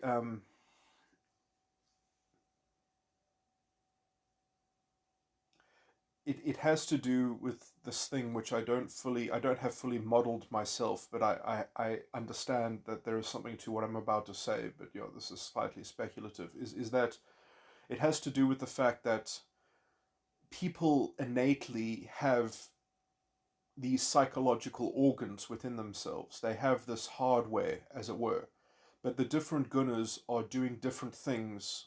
That they have a different sequence, or that they have a different. Uh, I can only create a stupid metaphor, but it's like they have a different interval of where they begin, and therefore they have a different sort of internal orientation. Um, Now, this difference in perspective is a kind of stylistic difference in perspective, but it also means that in the personal, because people only have a single guna, whatever they focus on, whatever, if they ever wanted to sort of section out, or to, in a kind of section, take a kind of sectional analysis of their own false ego, if they ever focus in and sort of clearly apprehend the emotional tone that is operating on a particular, in a particular section of their false ego complex, it doesn't it doesn't, like, let's say, naturally make sense with the rest of the false ego complex. It does, because it's a kind of, it's a bit of an internal non sequitur, because, like, the more natural, let's say, equilibrium that emotional tone would sort of represent, if it was modeled in a way, in a system that was actually balanced, and came to a sort of a nice equality or something like that, um, it's just not possible, because in some sense, like, I mean, this is the false ego complex is constantly trying to escape its own sort of futile instability, and so that's also what leads to it proliferating. I'm not going to go too much into that, but essentially, the false ego complex is so precarious that it has to elaborate itself into a huge complex, into a huge sophisticated machine, just in order to, like, kind of generate enough unconsciousness to cover itself, to cover over its sort of its horrible inexactitude and such. Its extravagant and decadent sort of internal instability and imbalance has to be has to be mediated by a commensurate supply of sort of self-deception. Um, Now, sort of the one of the paths of untangling the self-deception is sort of understanding its basic component parts, and then as soon as you understand one of its basic component parts, the only way to actually understand that is to have a second perspective, a transcendental perspective of what that component means, what that component is capable of doing, or what it would do in an idealistic sort of sense. And so, and its greater activity, and its greater activity in some sense, if you want to look at that component part in a transcendental framework, is to understand, and this is why I call it, the feng shui of karma, is you have to understand these circuits of six components that extend between the three gunas, and how that works as a system, and how then that energy can be sort of uh, tempered and balanced by other energies in some sense. I mean, it doesn't, it's just a kind of, it's just a, this is almost a mechanical description, but the thing is that you can't, it's not possible for the false ego to, I mean, it's possible for anyone perhaps to exhibit that transcendental treatment for a time, but not to actually understand it. Because to actually understand that transcendental treatment would be to simultaneously somewhat dissolve the false ego complex, which is what you should want to do. So you do actually, this is like, it's good to understand this, it's good to sort of gain understanding. But essentially, the thing that makes it hard to understand is that over the six elements, sorry, over the set of six emotional tones that extend between the three gunas, that has a kind of logic within it in which there are six organs represented. Now, this is what I'm saying now is completely speculative, so it might not actually be true. It might be true that those six elements, or those six emotional tones, essentially always run. Oh no, that is correct. Yeah, those six elements always run on the same organ. So yeah, I guess that might actually be a way to have a universal therapy tool. That might actually be very close to cognitive behavioral therapy. Sorry, not cognitive behavioral therapy, dialectical behavior therapy. In fact, that might actually be the kind of the holy grail of dialectal behavior therapy. Anyway,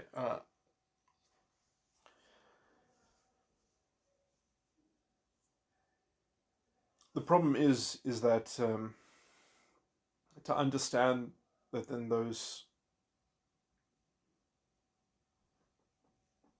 it's an it's an abstract sort of fragment on some level, because you can't picture it within a human being, because essentially a human being as it's understood in the framework of the false ego complex has these six distinct hardware sort of psychological organs that are processing the sort of in a drama of emotional tones.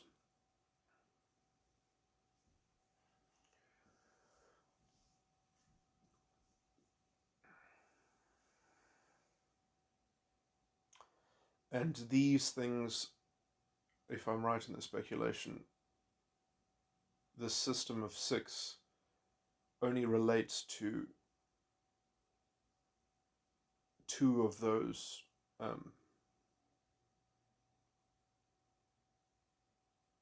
organs.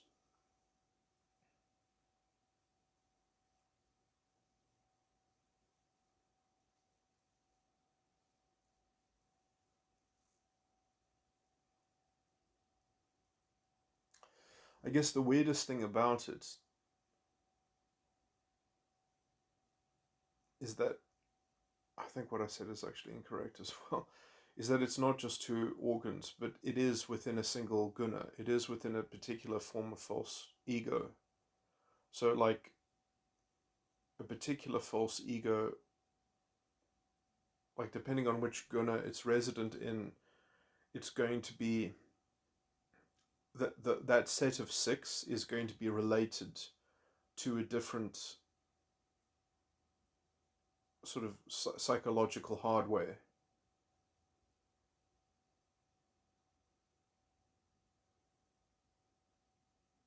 And that's like a subjective quandary, perhaps. I don't know how to. Hmm.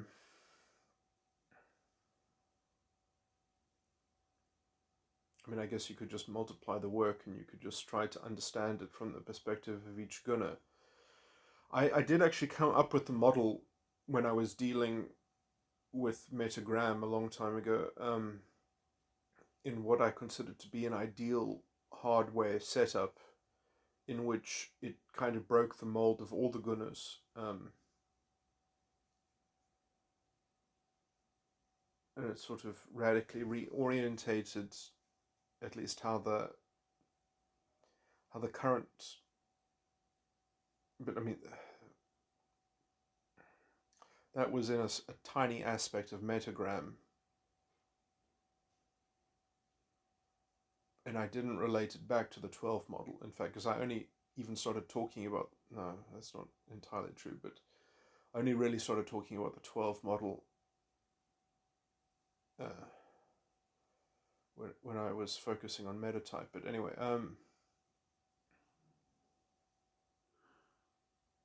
to understand what it means on a kind of on a deeper level, this is kind of the fuzzy edges of what my modeling can sort of describe. So this is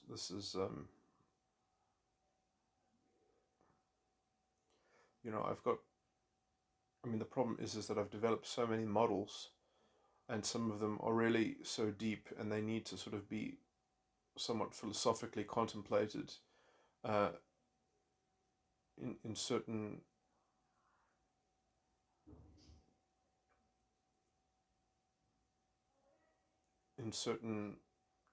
constellations of sort of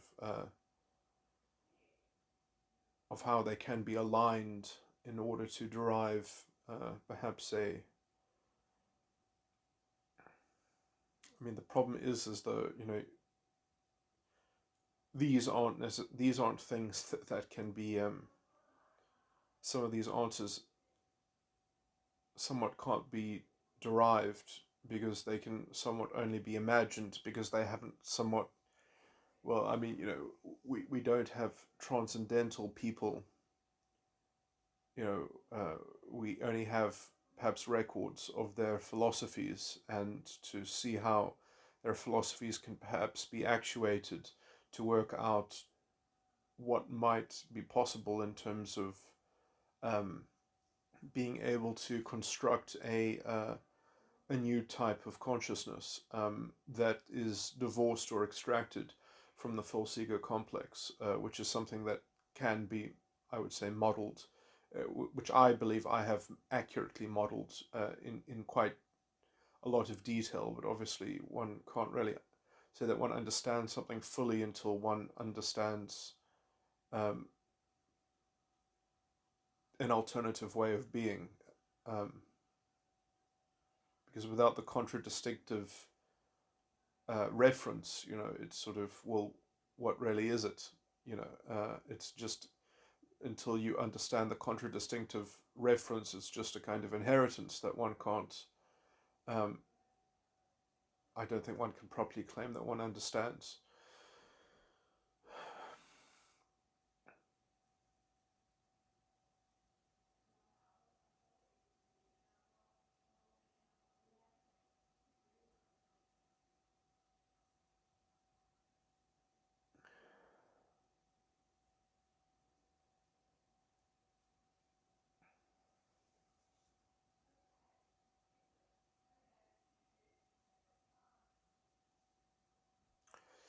Okay, well, I think I've covered enough on this topic, so that'll be the end of the recording. Okay, this is a necessary addendum, I guess, just to sort of pepper in the added layers of complexity. And again, this is like a revision on what I just said, because what I said earlier is inaccurate, and this will kind of clear that up slightly. Now, what I'm about to say, I guess this is not. This isn't an important elaboration, a necessary elaboration, but I guess what I'm going to say doesn't contradict what I said earlier. Um, I just want to point that out, I guess. But this is like a layer of complexity, which then also perhaps gives a clearer understanding of how to eventually synthesize all the elements that are going on here, sort of in the background, in terms of framing what's actually going on much more clearly. But so the thing that needs to be understood is that gunas, the emotional tones that are related, the 8 emotional tones that are related to each guna, has 2 elements within it. It has an element that will correspond to one of the 4 alchemical elements that relate to that guna, but the second emotional tone will not be native to that guna. It'll come from another guna. Um, and the thing that will be the thing that comes from another guna will kind of will be imported. Um,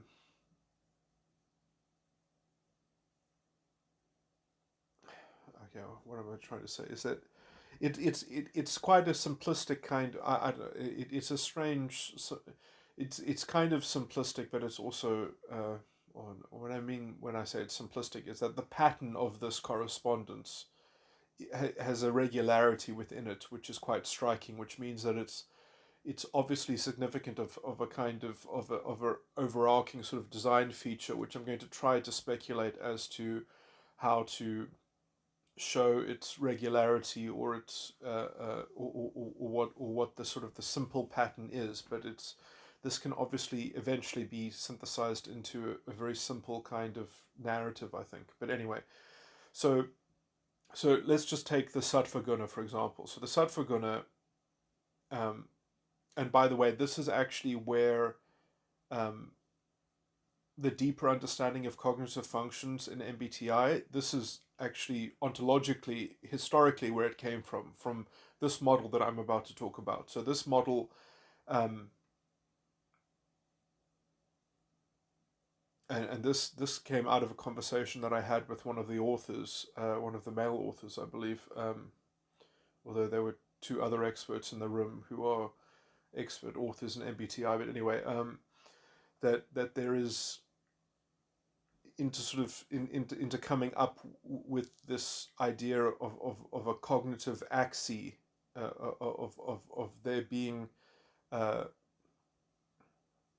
a fixed correlation between cognitive functions, and it just so happens that it does follow the rules, um, although there's a complexity here which has obviously not been elaborated into the MBTI approximation of it, which sort of, and all the devil is in that detail to still be extracted from, probably. But basically, okay, so just looking at the Sattva emotional tone. Okay, so the first two that I have listed in my table are anger and confused, or angry and confused.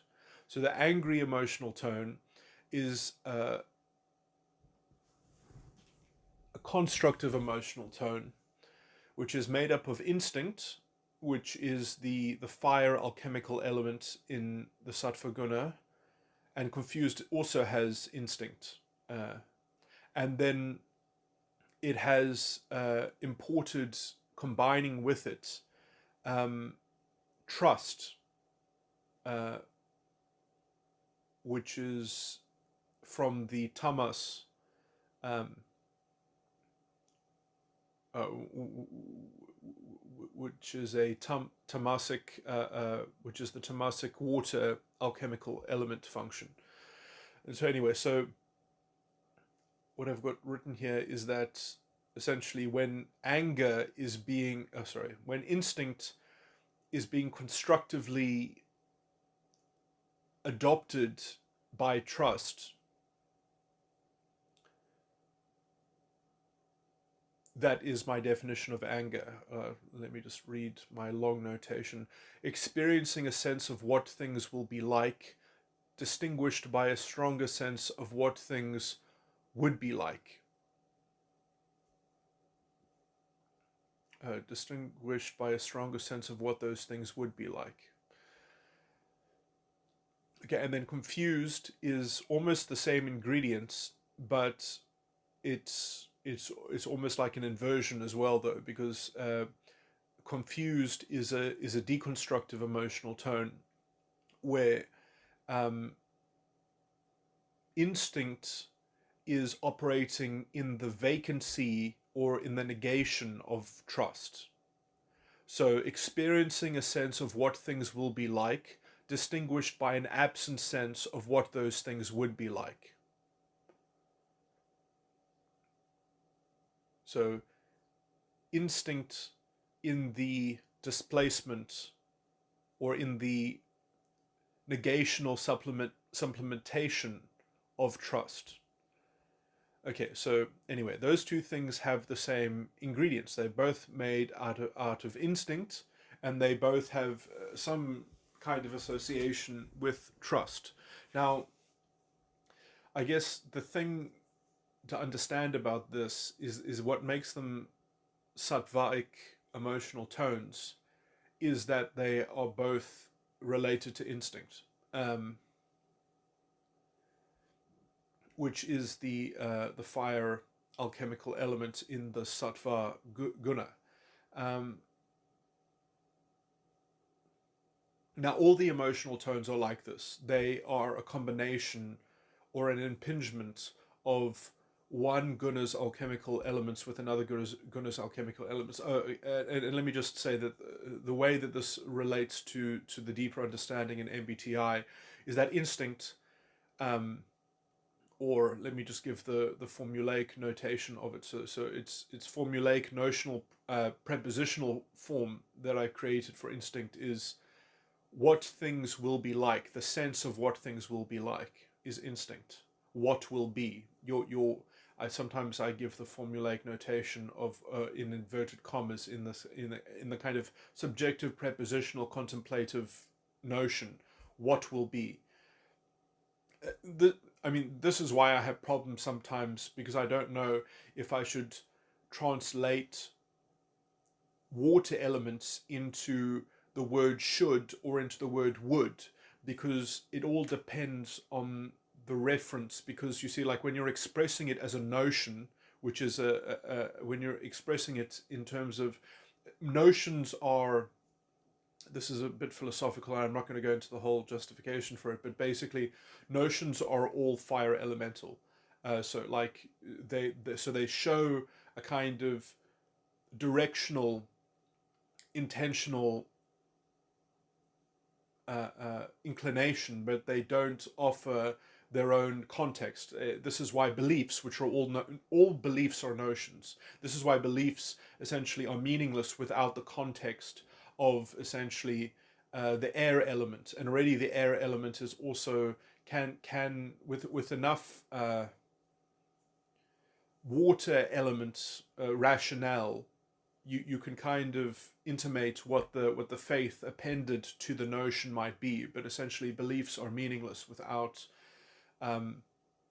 the higher elements, higher in the sense of like the Platonic divided line, where essentially opinion is the lesser of the lesser section of the divided line, and belief or notions are the greater of the lesser, and the rationale is the lesser of the greater, and which is also the water element, and then the air element is the greater of the greater in the divided line. But anyway,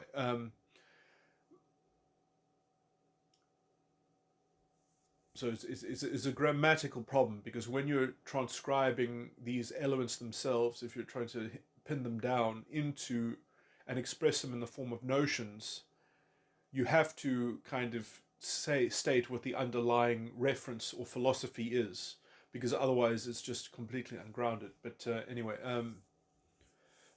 or it's specifically a problem in terms of how you define, or how you're going to notionally translate the water and the air element. Because would you translate, it depends if you're talking about a third person, or if you're talking about yourself as if you're actually in the first person reporting your stream of consciousness, or are you in the, because people can also report their stream of consciousness in the third person, because it becomes like, well, how are you using communication of that perspective, of that subjective experience? How are you relating it? Are you going to relate it to offer it to the other person to think about it as if they are doing it with themselves, or are they doing it, or are you packaging it for them to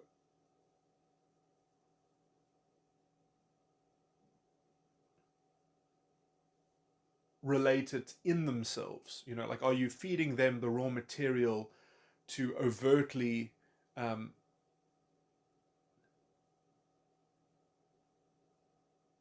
know I mean, there's some novels or prose writing which kind of, it's almost like it's a stylistic thing, because sometimes when you're reading, it obviously sticks out when the style of writing that mixes this up, sort of goes from one style and then to the other style, depending on if they're reporting dialogue in a kind of in a prose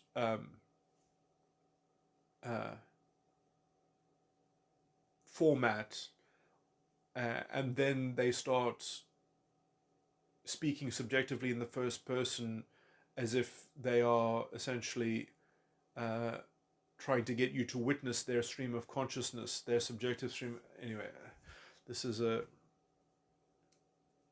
Let me just move on. But that's because essentially the medium in which we clearly cognite ourselves in language, in grammar, um, is all uh, essentially the water and the air element is not something that you can witness in the mind. It is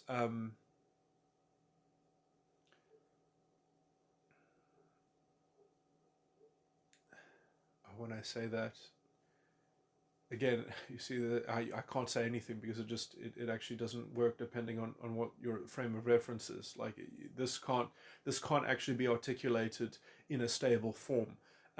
It has to be articulated according to some kind of context which is already received. So that's the underlying sort of paradox of this. But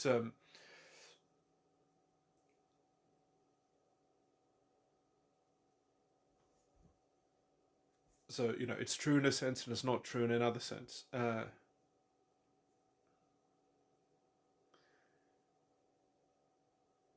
essentially, when I say that it can't be witnessed, is that it can be contacted within the mind, but it can't be um,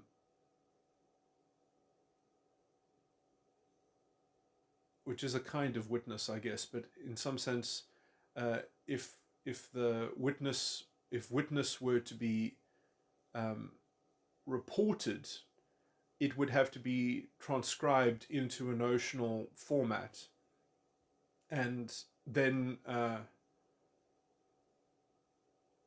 the style of that report would essentially incorrectly witness. It wouldn't be able to it's not that it would be incorrect, but um, it wouldn't be able to capture the depth of the thing that it was being. The report would not be able to capture the depth of the actual original witness. Um,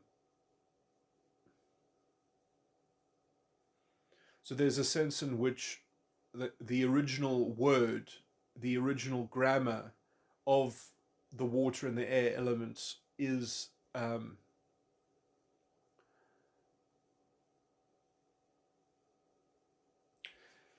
technically what I say actually applies more to the air element than it does to the water element, because it is actually possible probably to report on the water in, but the thing is that it would be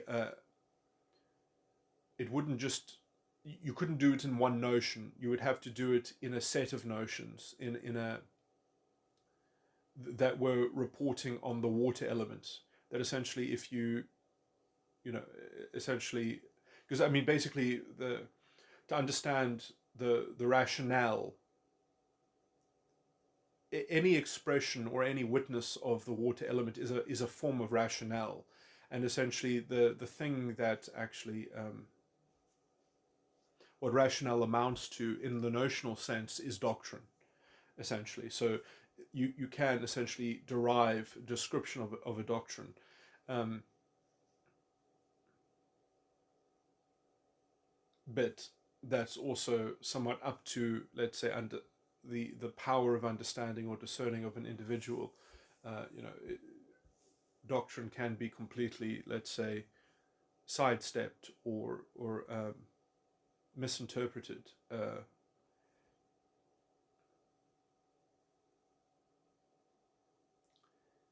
Anyway,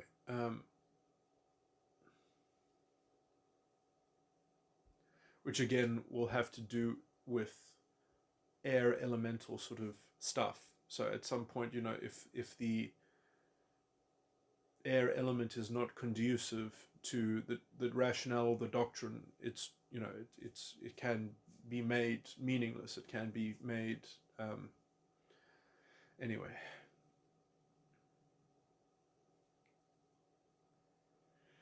That horrible tangent aside, I'm not going to go deeper into that horrible rabbit hole, but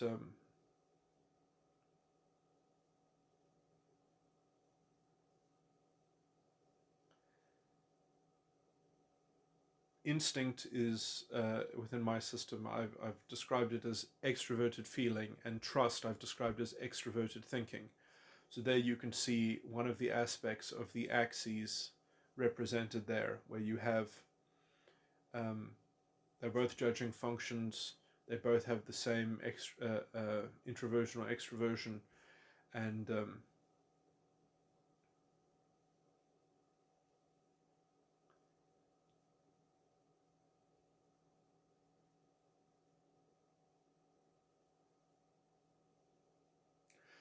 but it is slightly more complicated because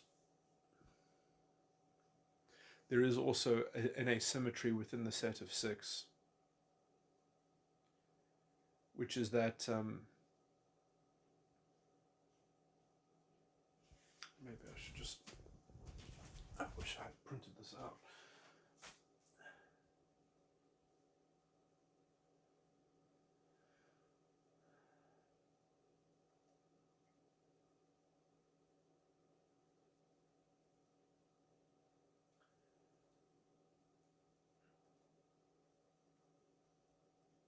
Yeah, I'm right. Okay, so there are asymmetries.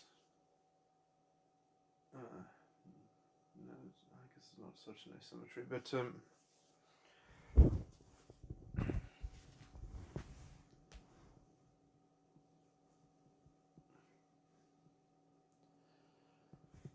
so and this is how the gunas are like fundamentally interlocked with one another. That the sattva instinct is involved with the tamasic trust, or the sattva fire is involved with the tamasic water, and then that tamasic water is involved with the rajasic earth, and the rajasic earth is involved with the sattvaic fire.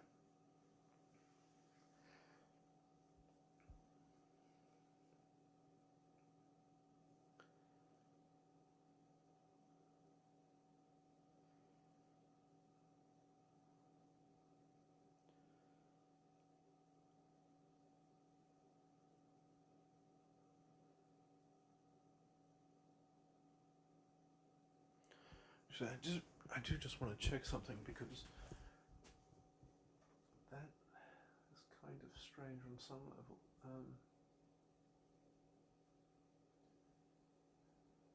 Because there is an asymmetry here. Just see where it is.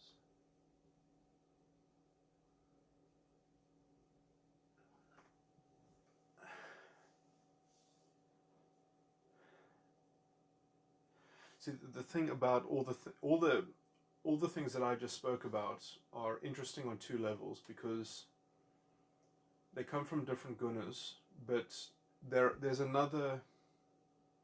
Oh wait. There's another sort of element here on top of the elemental, the alchemical elemental aspect, which is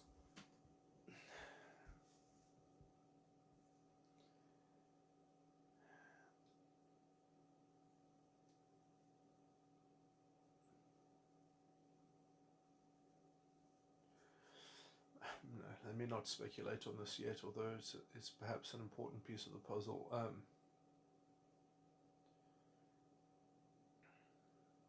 But basically, all the correspondences between these emotional tones, all the correspondences within the cognitive functions that make up these emotional tones follow the pattern of, for example, lazy is extroverted sensing and introverted feeling.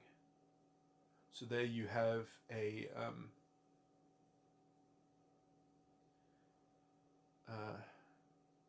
perceptive function and a judging function going to its opposite inflection in terms of extroversion and introversion.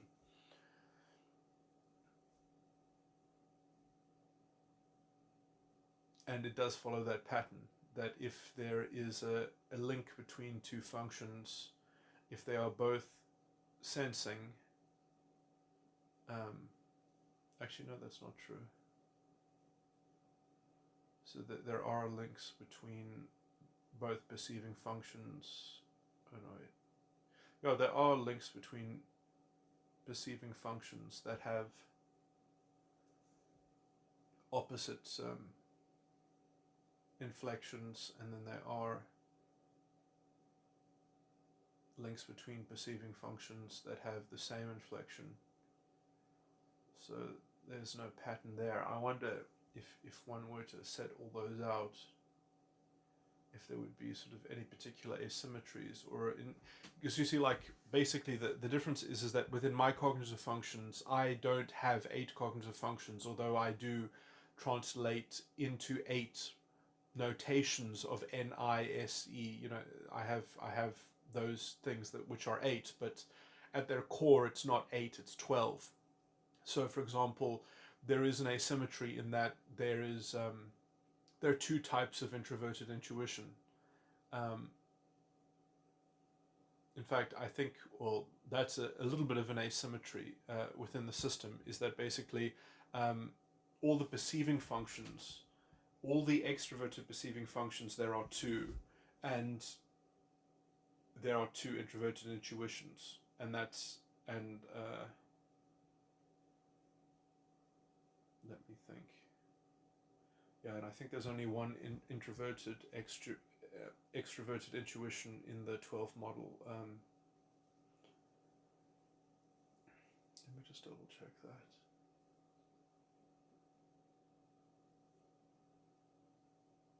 Yeah, there's only one extroverted intuition. That's the only asymmetry. But anyway,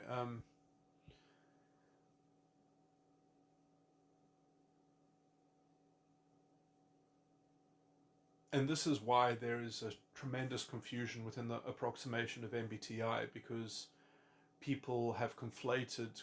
I mean, I also use the notation of having 8 cognitive functions, but there are specific axes which are not being respected within when you're going to use the approximation of modeling it in 8 functions.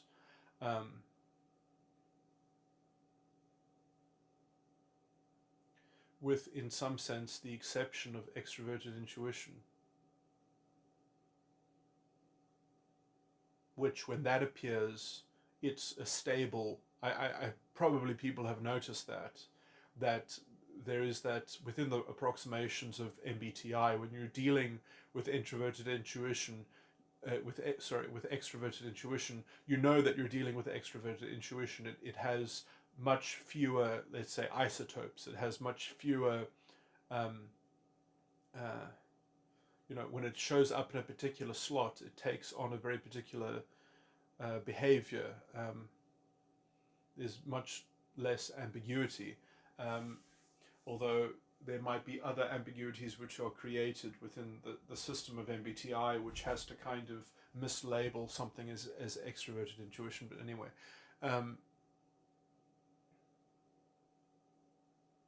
which sadly has to happen within the symmetry of some types. They basically they have their cognitive functions completely mislabeled by the approximate formulation of a particular type. Because if you were to actually sort of translate MBTI into something that actually had real fidelity, then it would have it wouldn't follow the formula, because it doesn't just go like, it doesn't, if you were to make people have 4 cognitive functions to represent their dominant and their secondary and their tertiary, it wouldn't go extroversion, introversion, extroversion, introversion. It wouldn't necessarily follow all those patterns.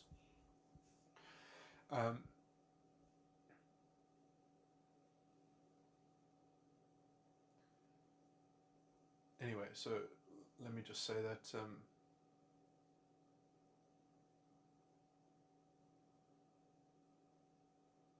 that these correlations between the axes that are represented by these emotional tones are, let's say, the real functional bases of how things interrelate with one another in a kind of in a real cognitive way.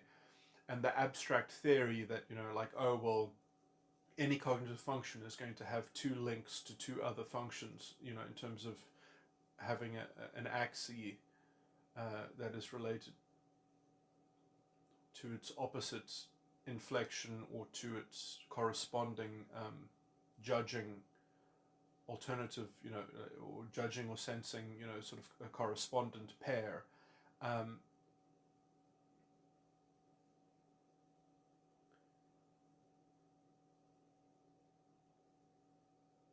that belief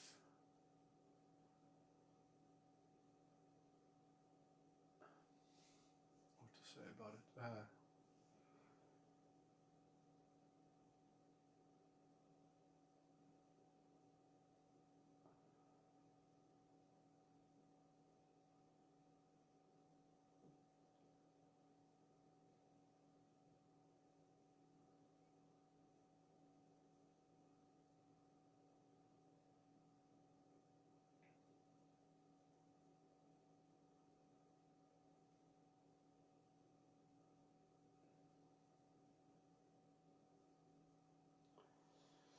The two elements that I want to mention, but it's maybe a bit too speculative, but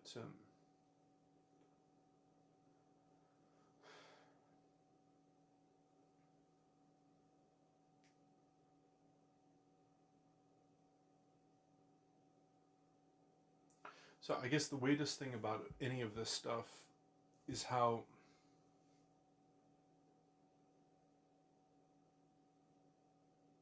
and I really don't know how to interpret this 12 model stuff really so well, because I'd have to draw out more details to make conclusions, but it's like, roughly speaking, when you are dealing with any emotional tone in isolation, there are two directions you can go. You can sort of continue the chain up or continue the chain down in relation to relating it from a counteractive emotional tone that's resident in another guna, or a counteractive tone that's resident in the subsequent guna. So it's sort of, you can sort of go beneath or above into the next chain. So there's a directional sort of thing, and that's perhaps related to the idea of involution and evolution in some sense. And perhaps it's not clear which one should garner which title, but people therefore can be orientated towards wanting to process emotional tones. If they even learn any kind of transcendental maneuvering, they can sort of develop a cult around how an emotional tone is digested by perhaps a collective, by an organization or something like that, that this should be processed in this regimented way, because because the culture itself kind of functions as a collective machine. And and then you can have sorts of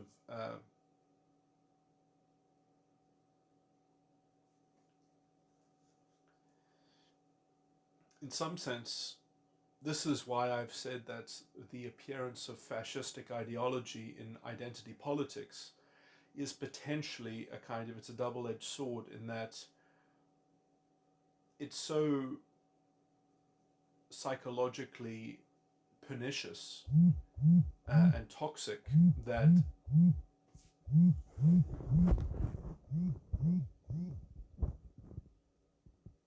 it's so psychologically pernicious and toxic that it provides a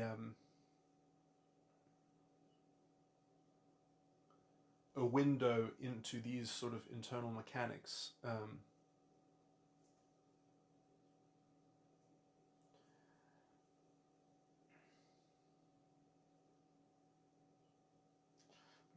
was going to make a speculative claim about how some of these structures sort of portend a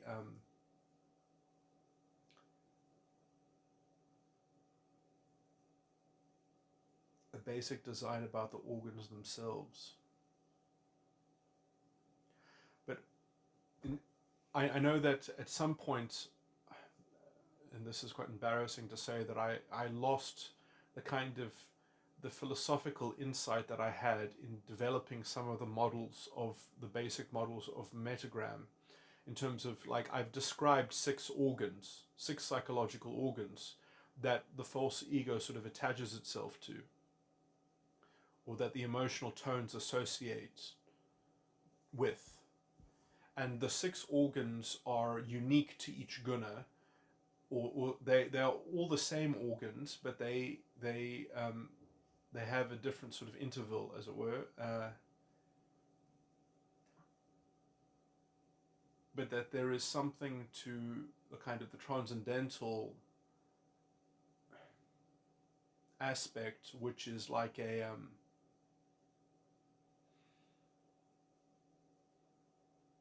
I think what makes the false ego itself so pernicious is that it has this resonant drama magnet within each section of the false ego complex, in that it's creating a kind of sympathetic environmental disturbance that kind of reactively inculcates and stabilizes that section of the false ego complex, so that it can be outward looking instead of inwardly registering its internal instability.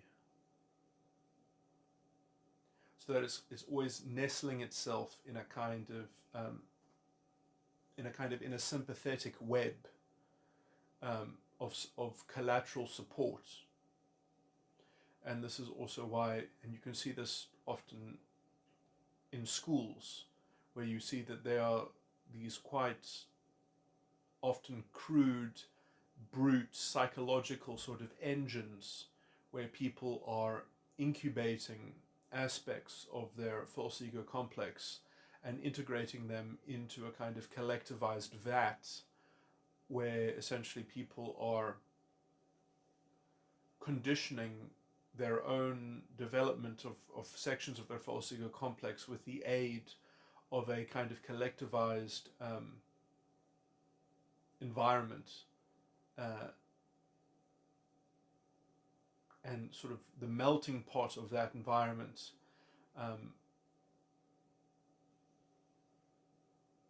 creates quite a vibrant sort of psychological, sort of wilderness, to allow for the maximum amount of variety of personal potential development of a variety of false ego complexes. But obviously there's also, if any faction grows too strong, it creates a kind of hegemon over the environment, and therefore almost parasitically tries to condition the other personality styles into taking on the role that is required by that particular form of false ego complex. Then you start getting sort of unnatural distortions of development within, and you kind of get co-opted sections of the population, where and I think cluster B personality disorders are a great example of this.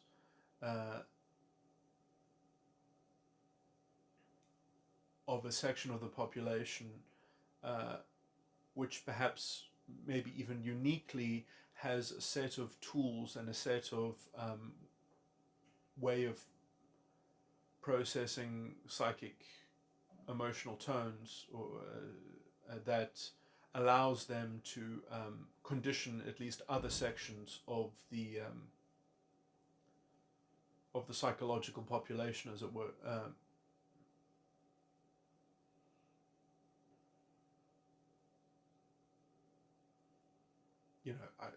Fascism itself, I think, is a great example of this kind of psychological politics, where essentially Hitler, I think, modeled a kind of peace armistice that he made with a borderline personality with his primary caregiver, who I'm going to extrapolate had borderline personality disorder, and he kind of used the notion of making peace with borderline personality disorder and sort of converting it into a kind of identitarian ideology, where essentially justice was redefined as the cause for essentially, that borderline is such a kind of coercive, manipulative, jealous, sort of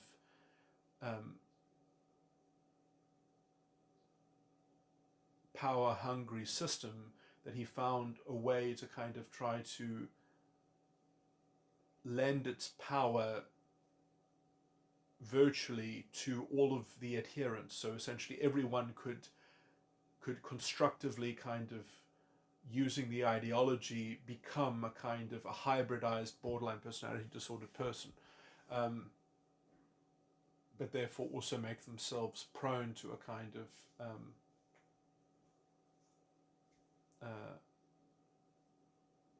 overarching manipulation, which they wouldn't be able to. It's weird. I do think that people, even within identity politics, just they know how awful it is to operate, to live within that culture. They kind of, but somehow it always just promises them a greater kind of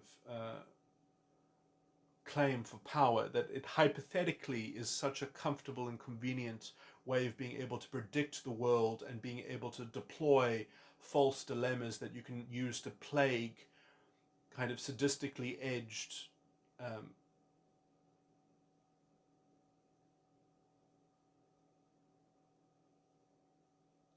tactics for extracting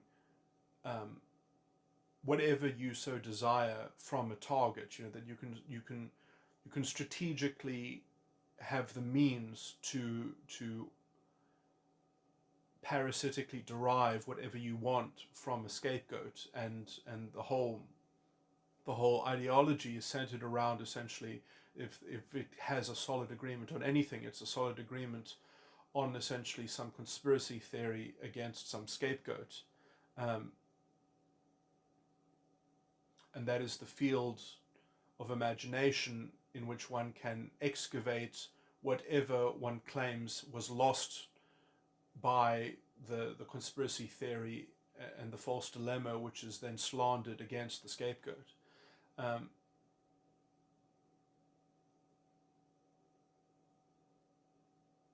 Anyway, so those are sort of all interesting themes, perhaps.